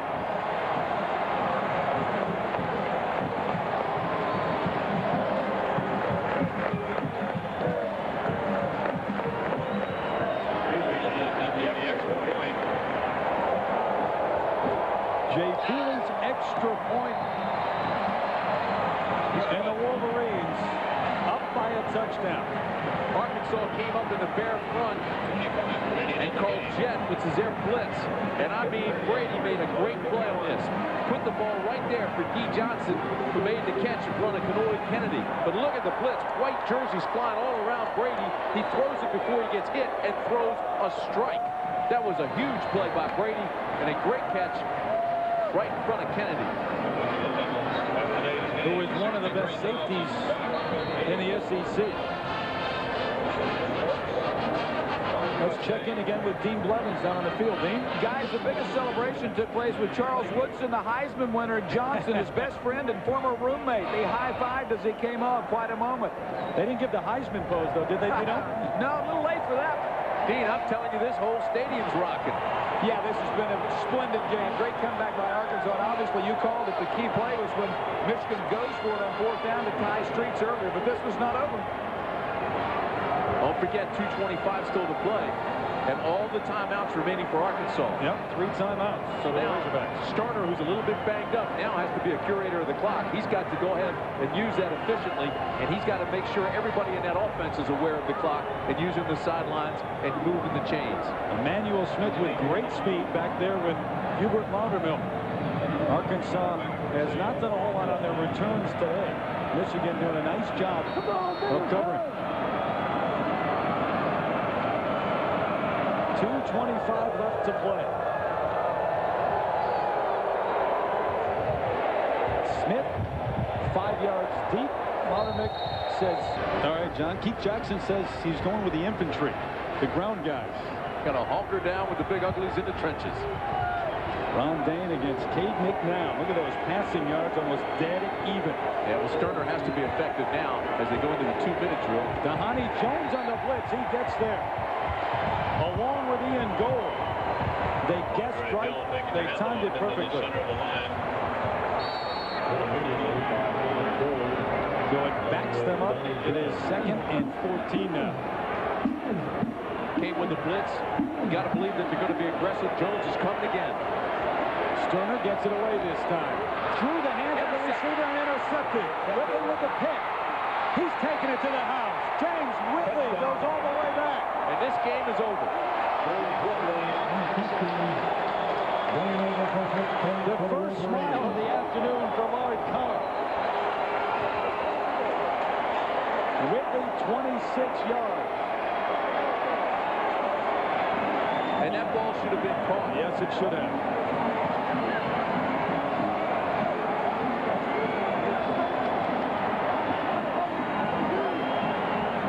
Sterner could not have rolled the ball any better. Houston Nutt had a good call. The ball was delivered on schedule.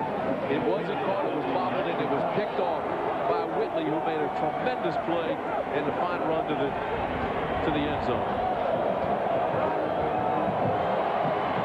Extra point is up and good.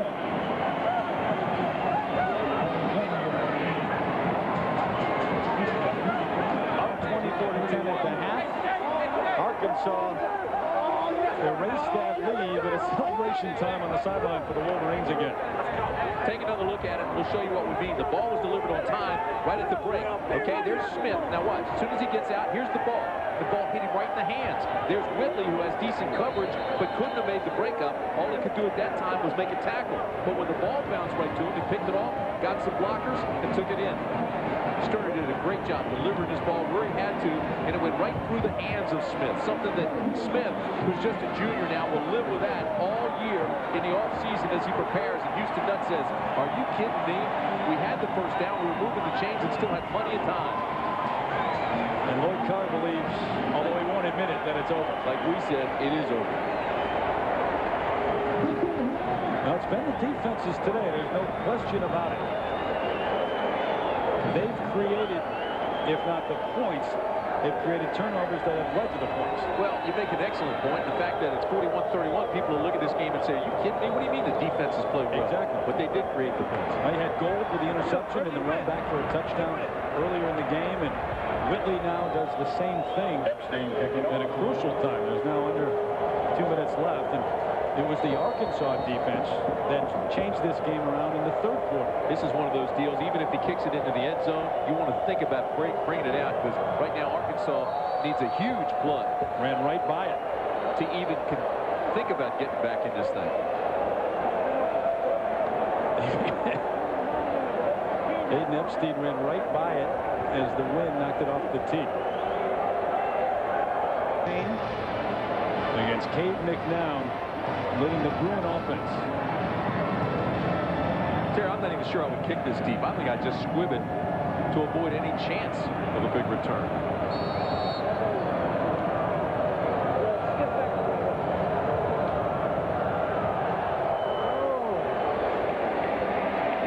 drive. There's your squib, and they'll bring it out to the 20 with no return. Good call by Michigan. Ground ball all the way to the end zone. Now there's one guy who's watching from the Michigan sideline. Deep Leonard says more on him. Guy Scott Dreisbach. I can empathize with this guy. He's now the third-string quarterback, special team player. But this is a quarterback in his final game here who was a starter. Back in 95 for a few games, played some in 96 when Greasy beat him out.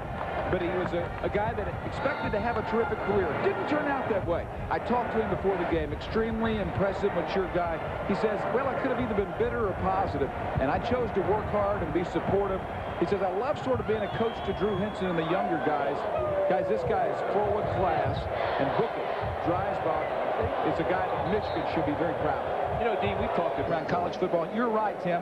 There are dozens of players out here that I met, whether the Peach Bowl yesterday and here, and of course down at Miami for the Orange Bowl. They're just splendid examples, not only of athletes, but student athletes. Yeah, that's true. I mean, we talked about Bullsworth, talked about Reynes, we talked about Jensen. All those guys, those are academic guys.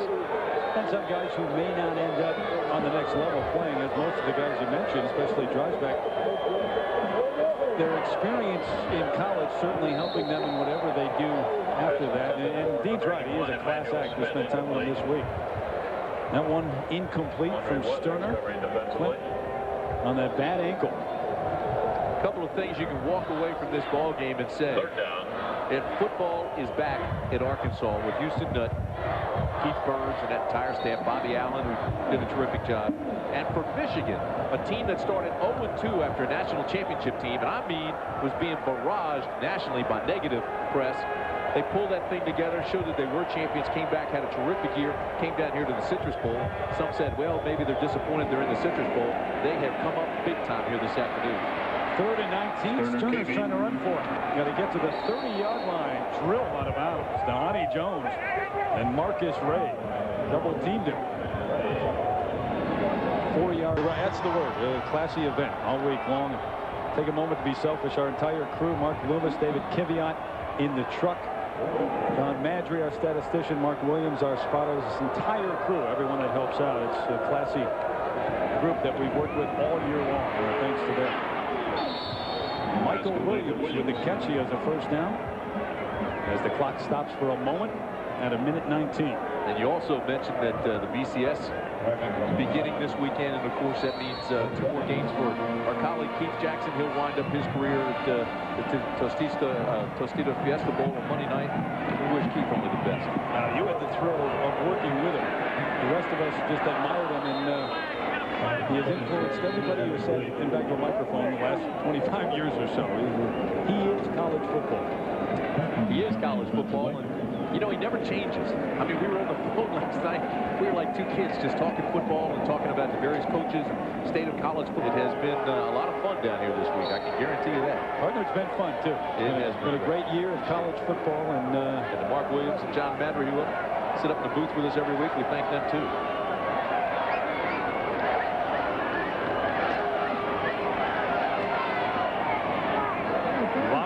The intended receiver through his hands. He had a chance to catch that between defenders.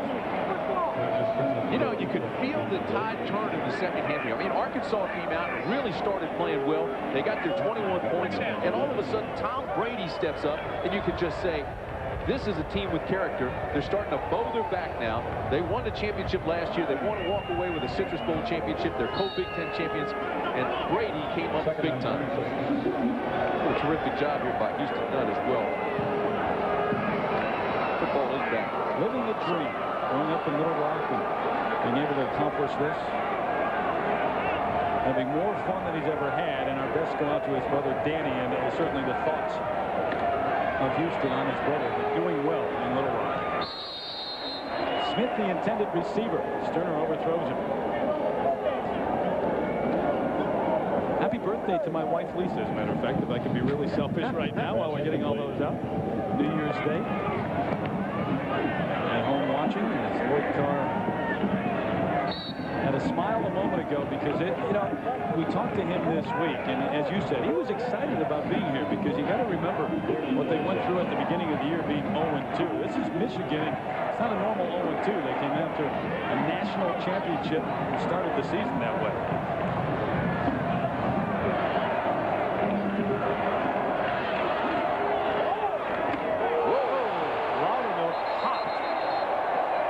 couldn't hold on. Anthony Jordan, a redshirt freshman from Jersey City.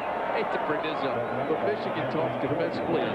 Snap bubble hits, that was one of them right there. I mean, that was a slobber knocker. Oh, my. Hubert checking out where he is right now and wondering.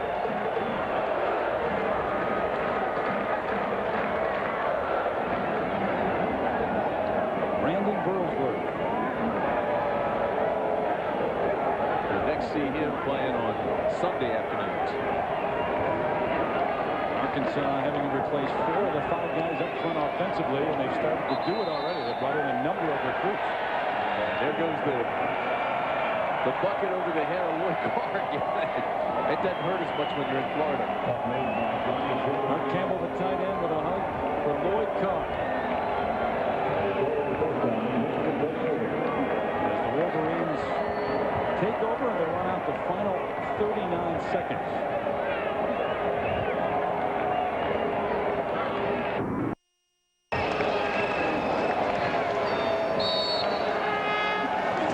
Point game, but this one was closer than that.